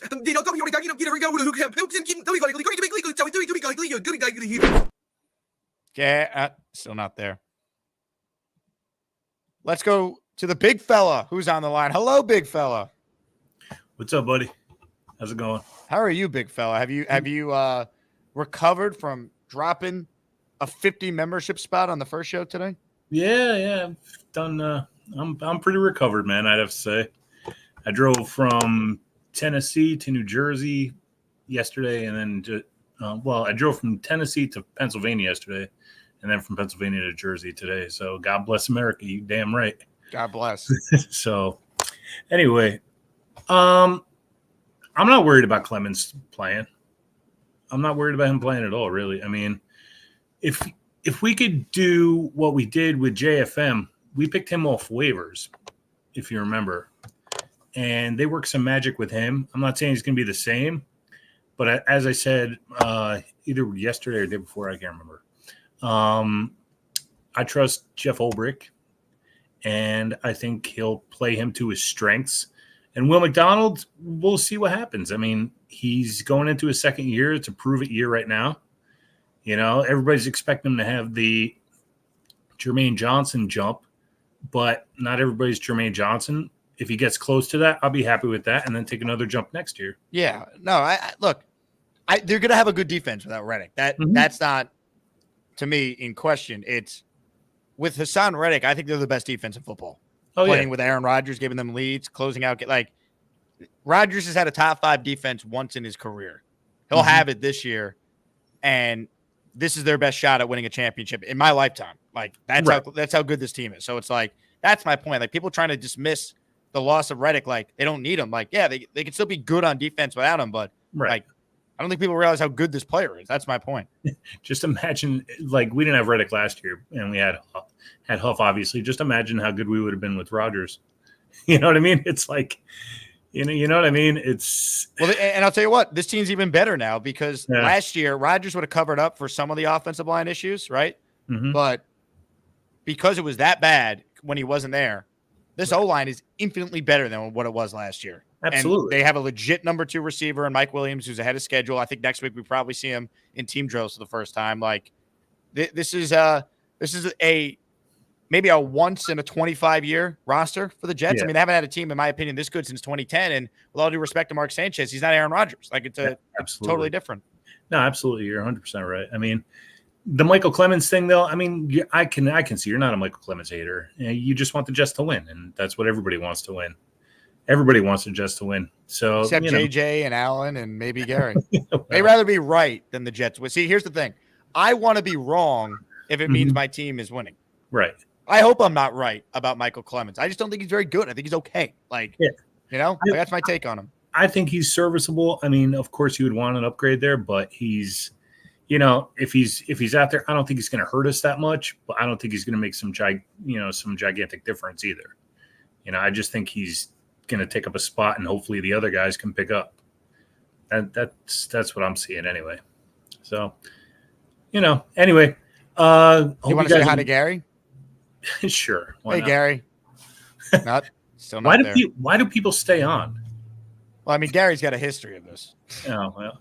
Yeah, but I mean, it's on mute too, so I mean, I guess that's good, but I'm going to start charging people rent in the green room if they're not there.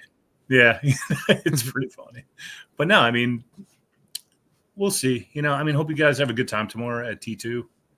It should be a good time. And I wish you were coming. Me too, man. Me too. But, like I said, I got a bunch of stuff going on right now. So anyway, next time I'll see you at the opener for sure. So can't wait. Can't wait. right, Ladies man. and gentlemen, hit the big fella emoji. This man gifted 50 memberships earlier.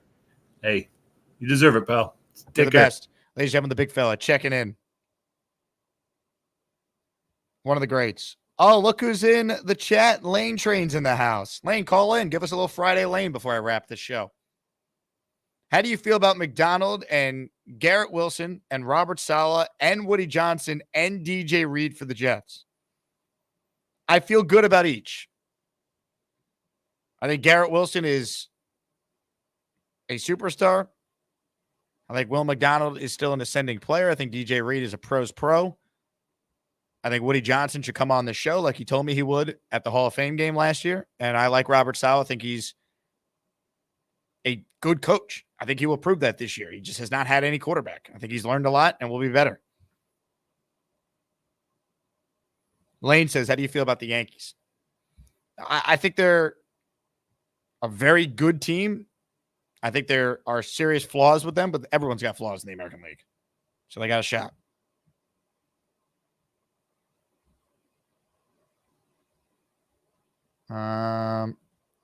Comments, questions, super chats. This one is from Nose Kills with a super chat. Wow, a tough guy like Clemens says yoga. Maybe it's not surprising. Maybe it's the only calming thing keeping out of jail. I didn't know Clemens does yoga, but if he does, cool. Yoga's a hell of a workout, so good for him. You know who does yoga? Richie. Richie is like a yoga instructor. Richie from Jets Media. Sharif says, is Garrett a top 3 fantasy receiver this year? He could be. He could be. Yeah. I mean, if he's healthy with Aaron, yeah. He definitely could be. Brees, I think, could be the best player in fantasy in general this year. Could go 1 in some leagues. Tom says, Jazz injury hurt my feelings. At least Jazz said today that he thinks he's going to come off the injured list when the 10 days are up. So cross your fingers, Yankee fans, but it does seem like they avoided worst case scenario with Chisholm. Jose writes in, I'm a yoga instructor for married wives. Something tells me there's not such thing as a specific yoga instructor for married wives, but we'll go with it. Ladies and gentlemen, this guy typically calls us when he's on his bike. But he's in his car for this call. We say hello to Nate, parentheses Nate. Hello, Nate. Oh, look, I can do no hands on both. Oh, God. I try to stay a little bit more within the law when I'm on my 4 wheels. I'm in enemy territory now. I'm in New England. I'm going to scout a practice tomorrow for us, Jake. You poor soul. I'm going to see the family event up, and then I'll be back for T-squared by 7 o'clock. So I'm excited for tomorrow. Again, I'm glad you're doing this. I want to echo my point that needs to be like the new home for Jets home games, and or at least for Jets fans for Jets home games in the city. There's no home destination. And I guess on your football point for today, Clemens, I more agree with you, and of course disagree with Gary. I feel like Gary throws a dart at a board and picks a guy or picks an argument, and then just goes like Mike Francesa on it. It's like we'll argue until he dies. I've never heard him mention Michael Clemens' name in my life.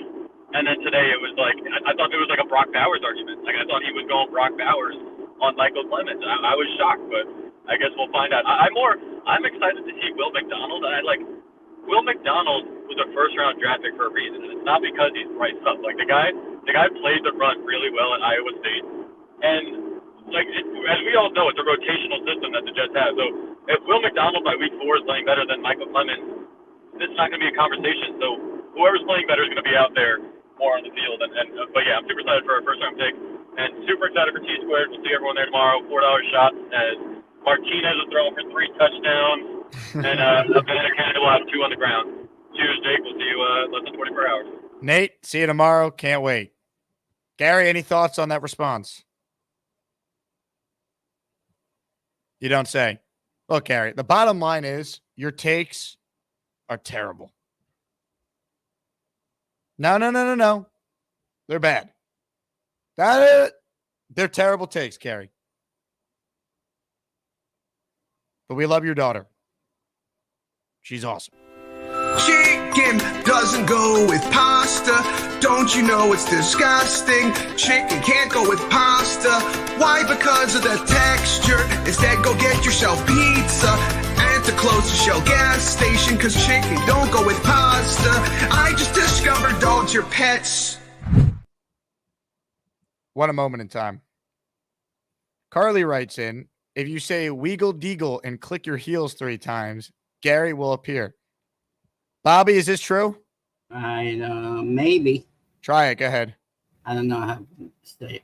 Weagle. You clicking your heels? I can't tell.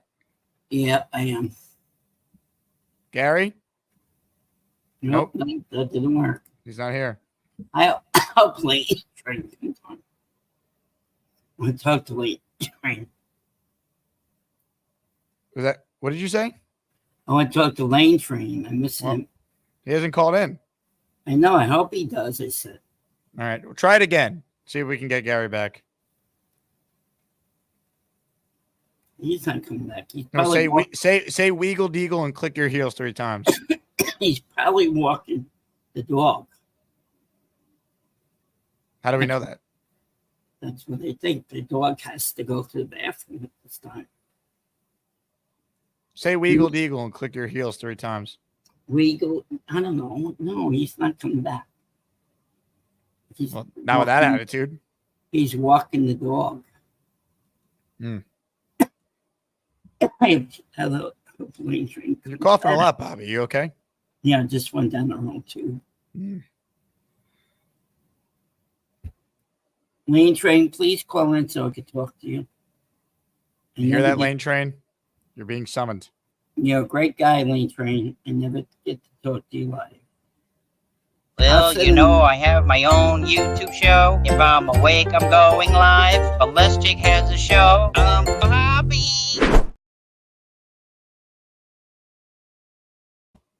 You heard the man. Bobby wants the Lane Train to call in. All right, a couple minutes left, so last chance to get in. We've added 6 members during this show. The first show, we went bonanza with the channel memberships. If you missed it, the Craig in Australia Edgemo is now live for all channel members. What should our next emoji be? Come up with your suggestions. Tom Ace writes in, Cannoli threw up on Gary after hearing his earlier call. Cannoli is Gary's dog, for those who don't know. You might be on something, Tom. Jose Duran has been an Asmaniac for 4 months. Thank you, Jose. We appreciate you.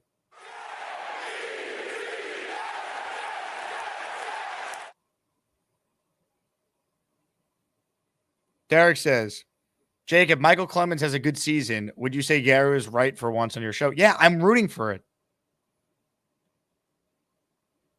Me saying I don't think Michael Clemens is a great football player does not mean I hate the guy, Gary. It just means I'm realistic. I hope he goes out there and balls out. I hope he has 10 sacks, and after each sack, he screams, F Jake Asman. I hope that happens. See, some people in my line of work, they're not actually fans of teams. They just root to be right. They rather be right than be wrong, no matter what. I'm the opposite. Right? Like, I remember I picked the Jets to go 7-10 in 2022. I wasn't happy that I was right about it. You don't think when they were 6-3, I was hoping I was going to be wrong? That was my record prediction going into that season, 7-10. That's where they finished. John writes in, will Gary tell anyone they were right? Probably not. Lane writes in, how do you feel about the Brooklyn Nets? Nobody gives a shit. Sorry, Lane. That's just truly how I feel. More of your calls right now. Robert C. is up next. Hello, Robert.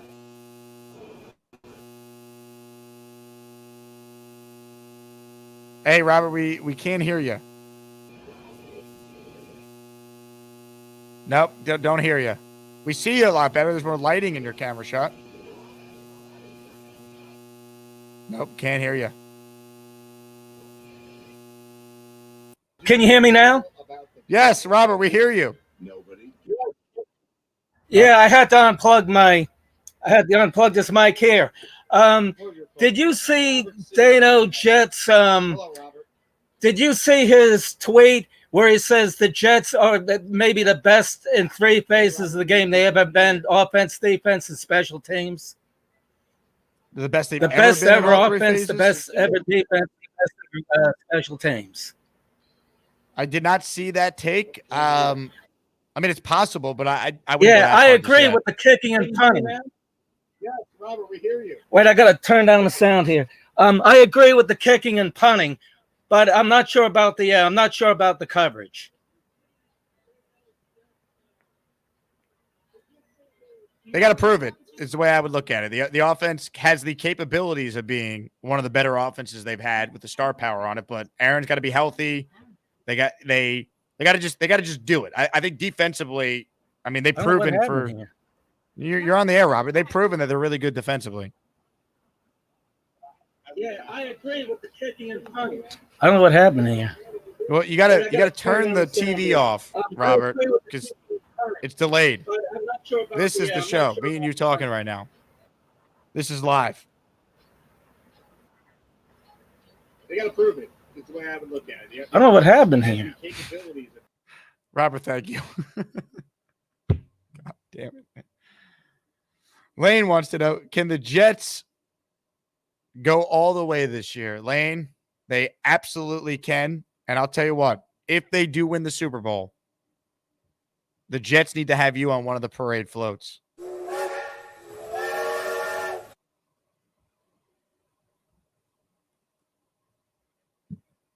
This is live. Hey, Robert, are we back on track to where we were? Is the delay caught up? I don't know what happened here. Nope. He's really far behind. Oh my God, it's gonna be great when he sees what I just did. He is so far behind. Shout out to Robert C., who, quote, does not know what happened here.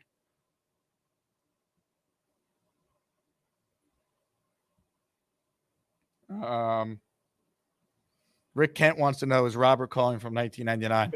Hey, Robert, Rick Kent wants to know if you're calling from 1999. Are you? The access to 1 million industrial grade products is so amazing. I don't know. I'll try. Knowing you'll find the one you need.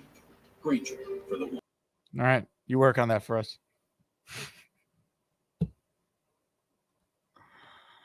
I can't, man. Hit the like button for Robert. Also, Lane is in the chat. The offer still stands. If you're the Asmaniac that gifts Lane Train a channel membership, any item in the merch store that you want, we send to you. Someone gifted Ricky his membership earlier, a listener named Mackenzie. I'll be sending him merch to make up for it. Let's check in with Robert now. Hello, Robert. What's going on?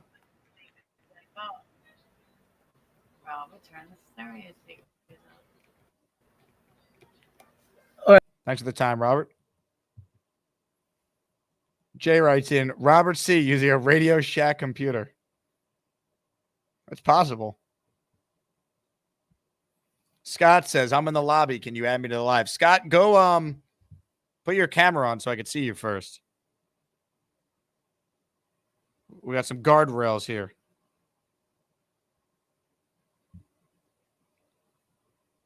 Lane wants to know, when is it coming to my house? Lane, your coffee mugs should be there within a week. I sent them out yesterday or this morning. I forget. More calls right now. Scott Campbell's camera's on, and he's next. What's up, Scott? Hey, Jake. How you doing? How's it going, man? Good.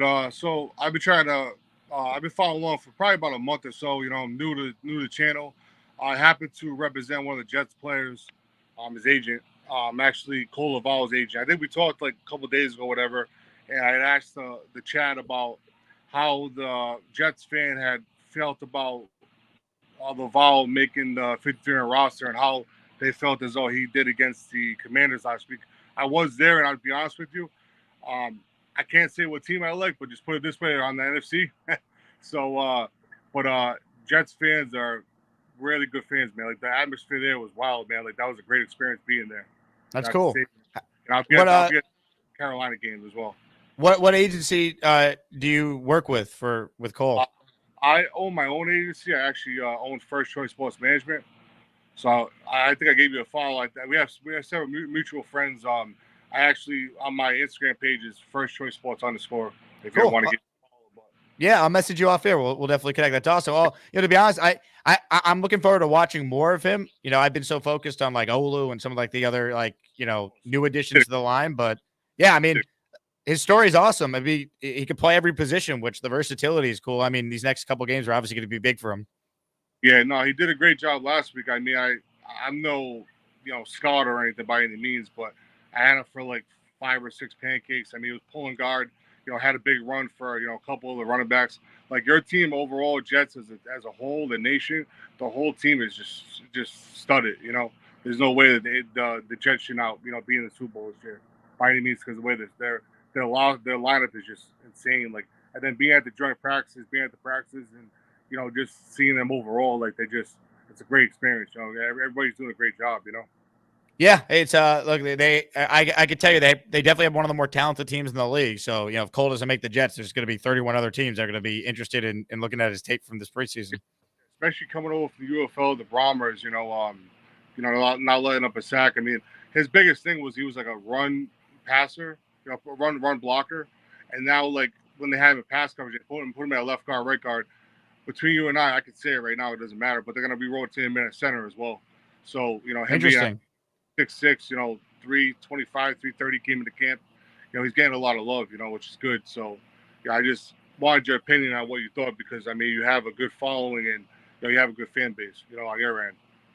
I appreciate it, Scott. Yeah, you know what? I mean, I'll be closely watching tomorrow. It's a good nugget. So you expect him to get center reps tomorrow in this game? It's not cut in stone yet, but it might happen. But he's definitely playing the whole game. He did play 3 minutes left for the first quarter. And he did have a lot of reps, but like joint practice, obviously a lot, went down with the scuffles yesterday, which is going to happen. That's football.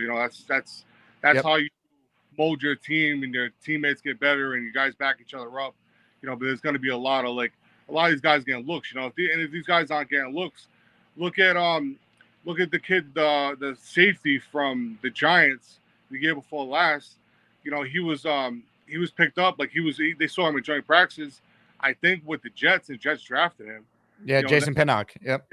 And then they end up seeing him joint practices, and they end up, bringing him in, and now he's a starting safety for the Giants. Which the Giants ain't saying much because they're in a full rebuild right now. But I wanted your opinion. I've been trying to get in your ear and trying to figure out what you thought about him. I mean, I know there's a lot more guys that above him, but rightfully so. I mean, they gave him a 3-year deal when most UFL guys weren't getting 3-year deals. They're getting 2-year deals or 1-year deals. Yeah, 100%. I'll give you a much better answer tomorrow. Now that we met, Scott, I'll be looking for it. So I appreciate you calling in. I mean, like I said, I bought a hat before I came to the game. I found a Target because it wasn't honestly a lot of shops near the stadium. It blows my mind. There's not a lot of stores that carry Jets merch. You find Giants and boo. My hospital today had a thing done on my back today, so that's why I got a little stuff in my hand. But you can't find a lot of Jets merch over there though. It's crazy.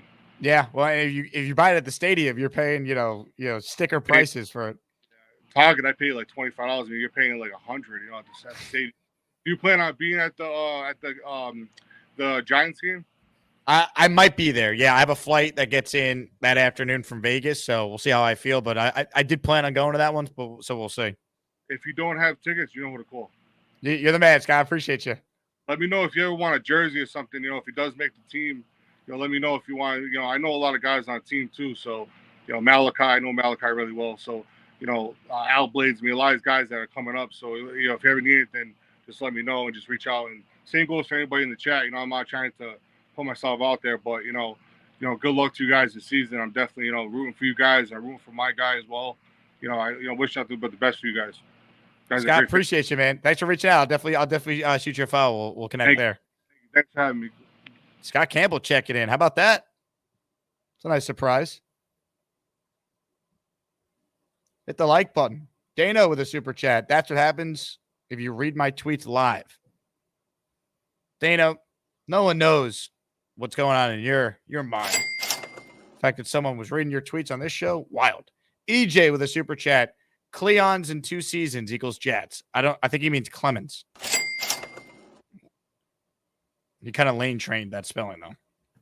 Steven says, I think you hit the nail on the head. Gary epitomizes it. I think he'd definitely rather be right than the Jets win. No question. It's annoying. Yes, Nate. Lane wants to know, can the Jets win on Saturday? Lane, I believe you mean, can the New York Jets win tomorrow? They better. But if they're not going to win the game, can they score lots of touchdowns? Because every time the Jets score a touchdown, it is $4 gangrene tee shots at the bar.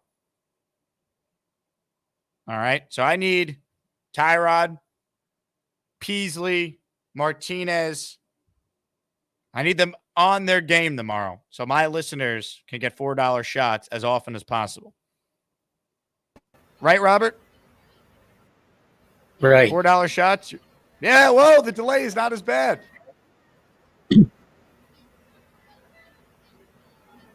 Isn't it on? No camera? Oh, I got it resolved. I get the camera resolved and it's something else. Robert? But as far as the Jets special teams, I agree with the punting and kicking. But I'm not so sure about the coverage. The kick coverage. Punting and kick coverage. Robert, did you call in twice? How is this possible? How are the two of you on the line? I don't know how you did that, Jake.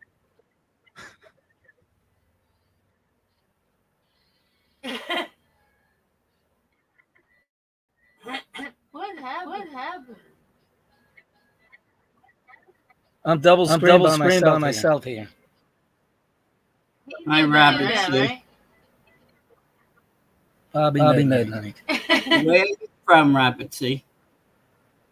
Bobby Midnight. Where do you live, Robert C? Sound like you have an accent. Where are you?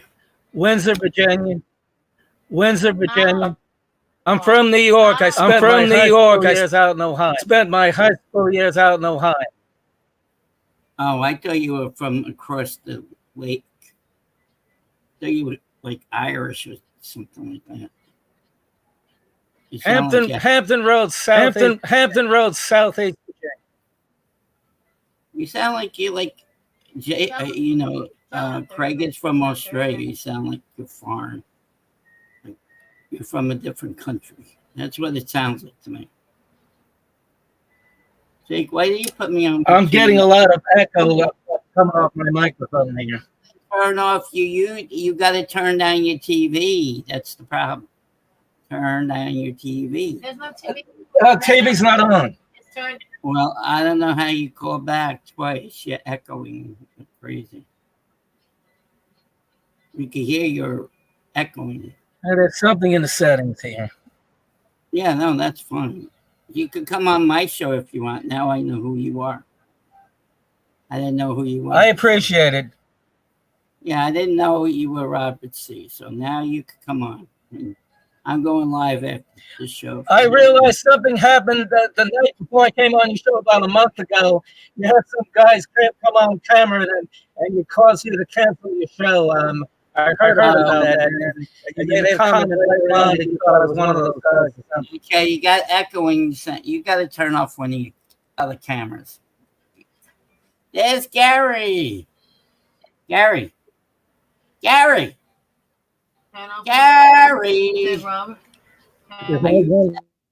muted. There is no second camera on.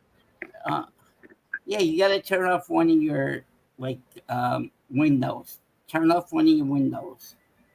Your tabs. Turn off one of your tabs. Oh, I see it. Screens. I get it. Well, you know, I'm getting really freaking pissed. I thought I saw Gary's pretty wife. I need to get some sleep. I'm happy. All right, I'm back. Did I miss anything?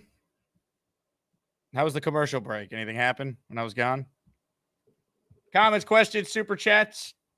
Chat's going crazy. What is someone's talking about Gary and 2 Roberts? What did I miss?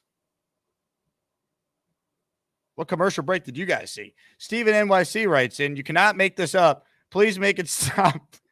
Blind leading the blind. Help me, Jake. No, Gary too. I'm not sure about the coverage. The coverage?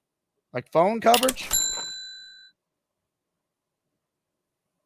I don't know what you're talking about, Steven. Man. Let's check in with Gary right now. What's up, Gary?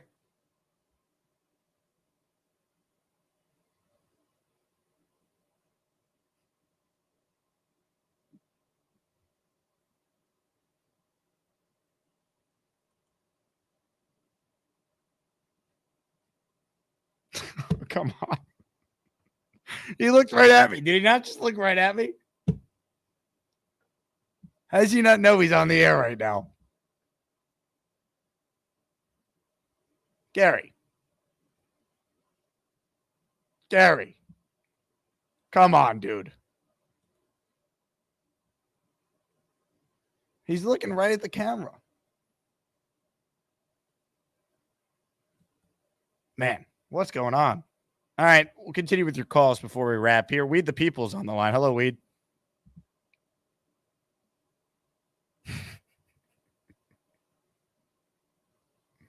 Weed. Charles. Fred from Scooby-Doo.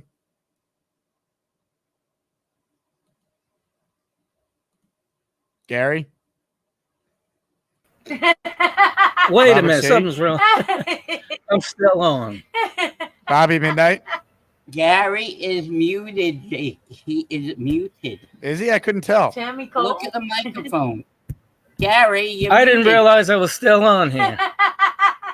Well, at least you're not double. I don't know how you fixed that. Yeah, what happened is I mean, I backed up about 10 minutes or so on the video, and I said something's wrong. I mean, they're showing Scott Campbell again. Yeah. They backed it up. I mean, so I went further back in the video. Yeah, yep. I know you had double of you in the chat. Hi, Weed. I think how it's you straight doing, now. Weed, how you doing? You heard me laughing. I was laughing. Weed, where's Luke? I want to see Luke. Where's my pal? So, Jake, you think the Jets are going to play Carolina every year in the preseason now? Gary, like they used to play the Eagles every year? I think this is probably the last year they play them. I think it was just like a scheduling quirk. They played them 2 straight years. It just seems like it's going to be permanent. It just feels like it. Maybe you should take a poll and ask the fans if the Jets should play Carolina every year. I will do that, Robert. Thank you very much for the call. Take a poll. Weed, thanks for the time. Lots happened today, Bob. It's been, that reminded me of your show right there with the amount of calls. Yes, we had I on. know, right? Didn't it? Well, Gary was muted. I don't know how he didn't know he was muted. He's looking straight at the camera. Oh, Gary, Mike, so we can talk. Yep. He's No, going that's to come exactly in what he was my doing. show and then yell at everybody. He's in the same room with you, but he has to yell. He constantly yells at you. He doesn't have to yell. He's a yeller. Yeah, well, it's giving me a headache when he comes on sometimes. He was born to yell. Well, I have a big mouth too. No, yeah, you do. I do. I know. I was born with a big mouth.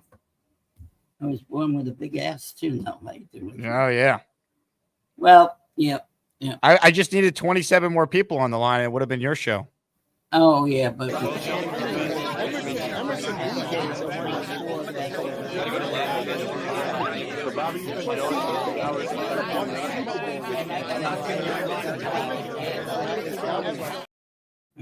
yeah, that's a good one. I like that one. But I like the best one was I seen chicken and pasta. Oh yeah, nothing beats that. All right, I think I'm going to end the show, Bobby. You going to take over? You going live? No, I'm taking over. You come and visit me?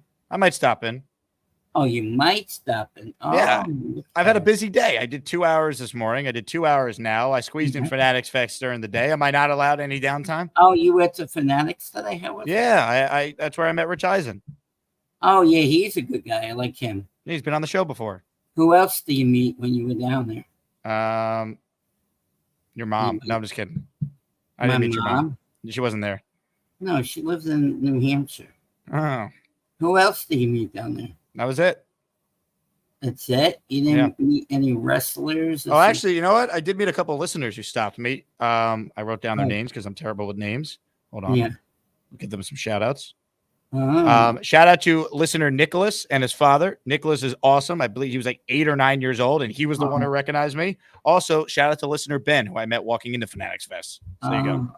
So you never met the wrestlers that were down there? They had a lot of wrestlers. I didn't see him. No. No football or baseball players. Tom says, "Did you run into Brunson?" No, but I did stay for the They were 30 minutes late to this. It was very behind schedule, but I did stay and watch the Jalen Brunson, Walt Clyde Frazier, Josh Hart, Spike Lee, and Ben Stiller panel, which was interesting. Oh, Ben Stiller was there. Mm-hmm. You know who his father is? Jerry. You know what show he's from? He's on many shows. On my show, what I always bring up. Seinfeld. No, the other one. King of Queens. Yes, he plays Arthur, Terry's father. I know. Yeah, he's hilarious in that. Kevin one. James got a membership gifted to him. He's a big fan of the show. It's the Kevin James we know. Oh, he's a Jet fan. That Kevin James, the I Hollywood think actor. I think he's hilarious. I'm telling you. My friend, my friend Chris Finnegan, guess who he met? Greg Who did he meet? Valentine. Greg Valentine. The one who plays his cousin on the show. Hold on. Lane asked me how I feel about the Jets. I feel pretty good, Lane. Go in, just say hi, and then we leave. Sarah says, I hear Boss Man has an emoji. That's right, Sarah. Your boss is Yeah, now like- featured in emoji form. So what time is it over there now? It's Saturday evening. It's 6:54 my time. Yeah, but then it's over there. It's 8 o'clock, I think, around 8 o'clock. An hour Hold and on. a half. Roger writes in. His daughter has a fundraiser. I just saw Roger's emails. Yeah. Team fundraiser, free car wash this Sunday, noon till 3 at Free to Fly 747 Hawkins Ave, Lake Ronkonkoma, New York parking I lot. know where that is. I know where we're at. Car wash is free. Bobby, let me read the email, damn it. Oh, sorry. Car wash is free. All donations go to Free to Fly travel gymnastics team. Jake, my 11-year-old daughter, Chloe, finished number 1 in New York State in her age group. Let's go, Chloe. That's my dog's name. I was hoping you could plug the event for this Sunday. As you know, I've been battling health issues, and I wish I could do more. Roger, happy to plug your event. In fact, I will post this in the chat right now so everyone has the info. So if anyone's in the Long Island area and wants to support a fellow Asmaniac with a car wash and make a donation for Roger's daughter's gymnastics team, I just copy and pasted the info in the chat. So there you go. I know where Ronkonkoma is. You know why? Do you? My Aunt Wanda and Uncle Ralph used to live there a long time ago. Yep, we went there a lot of times. Christmas, Thanksgiving. Yeah, Are they good times? Yep, good times, yes. Lane Train writes in Ben Stiller and Frank Costanza. Yeah, Frank Costanza, right. Well, yes. Jerry Stiller played Frank Costanza. That was his Yes. character. Yeah, that was his father, right? Yeah, Michelle? Ben Stiller is Jerry's son. Right, yes. Yep. Yes. And then he played that Costanza's father, right? In Steinfeld. Yeah, Frank Costanza was George's father in Seinfeld. Mhm. I love the father on what's it called show. You ever watch Everybody Loves Raymond? Of course. Guess who we met? We met Ray Romano, me and my brother. Really? Yeah, remember the last game at the old Giants Stadium? The last game? Like for Yeah. the Giants or the Jets? We went to the Jet game. You were in the freezing cold against the Bengals? Yeah. No. 2009? Yeah, the last game they played there. Yeah, against the Bengals. Yeah, I think so. We went there. We met, what's his name? We met Ray Romano. We shook his hand. Mm-hmm. And Did he had say, "Nice to meet you, Bobby Midnight"? No, he didn't know me as Bobby Midnight. Now it's just said Bobby. And Well, he how'd you introduce yourself to him? I said, "My name is Bobby. I like you as actor." Did you say, "Hi, this is Bob from Vermont. I am Bob, of course"? No, I just said Bobby from. I told him when we lived in Vermont. Yeah. Hi, everybody. This is Bob from Vermont. I am Bob, of course.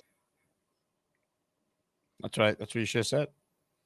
Gary's on the line. What's up, Gary? I just called in because I heard back and I wanted to let Bobby know he was correct. I was actually out walking my dog. I don't know how he knew that. And now I'm irritated, right? Because it's 105 degrees outside, and I just get irritated when it's 105 degrees outside and they have to be out in the heat. We got Cannoli these little like puppy shoes, like puppy mittens for her feet, so she doesn't burn her feet on the sidewalk. Oh, definitely. Yeah. Gary, I was right. I said, Bobby, I wanted to let you know that you were correct. But you were muted when we were looking at you. You're muted. You're looking at the screen, and we died laughing. We couldn't figure out. I'm trying to schedule these appointments. I got a lot going on. Yeah, but he's going to charge you rent if you're not there. If you're not there at the camera, he's going to charge you rent. That's right. I'm charging you rent in my green room. Are you going to come to my show, Gary, after this show? Yeah. Can I work while I'm on? Of course. Then sure. Yeah, absolutely. You can do what you want. Just don't talk about boxing. I know. No boxing. No. Boxing. Okay, I wanted to finish the story, Jake. There's more to the story? Yes, I said to him. Hold on. If there's more to the story, I got to play Gary off. You know how the show works, Bobby. Stand by. Gary, thanks for the time. I'm going to make sure to leave this time. Thank you. All right. I'm going to leave. Bye. God bless. We love you. Farewell. Gas station pizza is better than a Big Mac. All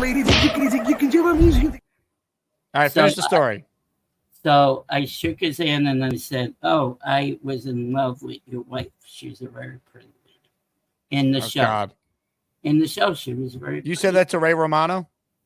In the show, his wife in the show. Yeah, and did he say this to you? A lot of good-looking chicks in that family. Wow. Bobby. Oh, yeah, baby. Things are about to get crazy here on the Jake Asman Show. Calm your freaky down. Sometimes we try, but that freaky just take us over. Give him some of your loving voice. Oh, yeah, hide them kids. Again, leave your damn freaky down. Too sexy. you gotta chill, man. I might call even. I got my show might start at 5:30 because Bonesy's going to be at the thing, right, at his shoe store. Because I got to sing him a happy birthday. So you're gonna start your show an hour and a half before the Jet game starts tomorrow. Yeah, well, you know me. And then after your show, I'll go on after your show tomorrow with Nick Shine. Why don't you just do one show tomorrow? Just wait till tomorrow night to do a show. I don't think you have 2 long shows in you tomorrow, Bob. Yes, I do. I'm feeling a lot better. Yeah, but you're not going to feel better if you use all your energy on 2 shows. No, I feel great now. All right. Taking medicine. My antibiotics are working, so I feel good. All right. Well, Bobby, this has been a lot of fun today. I'm going to end the show, all right? We'll send everyone your way. No, I know. I understand. You're a good guy. All right. I appreciate it. What do you have for dinner tonight? Chipotle? You mean Chipotle? Chipotle. I haven't figured that out yet. I don't have dinner plans as of now. Oh, okay. How was dinner last night with Carly and her friend? It was good. Yeah. Good Mexican place. Not as good as Texas, but it was good. Do you go to an Italian place? I said we went to a Mexican place. Oh, Mexican. Good. Yeah. I love, Taco Bell. I go to. That's not real Mexican. Well, it's kind of Mexican. That's fast food. What we have up here. Vermont sucks with restaurants. They don't have any Mexican restaurants? No, just Taco Bell. That's, up here, Guess what? Craig wants to visit me up in Vermont when he comes down. He said it on my show this morning. I was there. Yeah, well, I was asleep and I was in the Discord last night and I just overslept. Yeah, the Nick's Discord, I slept. Riveting. I even slept in Nick's Discord last night. They tried to wake me up and they did finally. This is why you shouldn't do 2 shows tomorrow. Just do 1. No, I'm fine. All right. Okay. Okay. We'll see you tomorrow. Oh, I'll see. Maybe you come to my show later. All right. You have a good one. You too. Bye now. All right. Farewell. Well, you know I have my own YouTube show. If I'm awake, I'm going live. But Les Jake has a show. Bobby. Well, Bobby's going live, so we will hand things off to him. Thank you to Boy Green, who came on for the first hour of the show. He was awesome. Thank you to everyone who called in. All the super chats. 7 of you gifted memberships, so thank you. Appreciate that. We're back tomorrow. I got Nick Shine coming on. 9:30 a.m. start time. Give you a show tomorrow. TBD. If there's a post-game show tomorrow night after the game. I probably will be too busy / having way too many jet gangrene shots to do one, but you never know. If I don't do a post-game show tomorrow night, we will do one first thing Sunday morning reacting to the game. So I look forward to seeing all of you tomorrow in person at T-Squared Social. Please RSVP with the link I have in the description, the pinned comment. Find me on Twitter or Instagram. The link is everywhere. It's easy to get to. RSVP if you're coming. Enjoy the drinks. Enjoy the magic of it all. I can't wait. JETS, Jets. And I have something I want to tease on the way out. Gator is in the final stages of editing together the best of the Jake Asman Show, episode 6. So to get you hyped for that, here's a short clip on what's coming in episode 6. Have a good Friday night, everybody. JETS, Jets. Love you all. And I just saw a big fella's tweet. So I'm 5'11", 180 pounds, and I wear a large. And you're telling me he's got me by 100 pounds, and he only wears an extra large? Gary, what do you care about what the fuck I'm wearing, bro?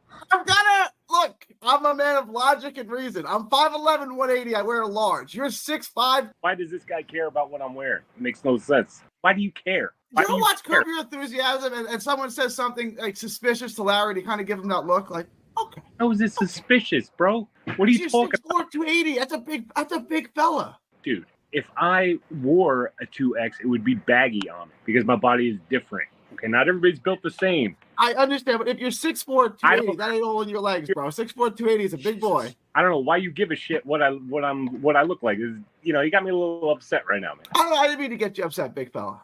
Gary, why do you make fun of Big Fella and his shirt? Maybe you're a weird person, a weird guy. Oh, wiggle, beagle, deagle.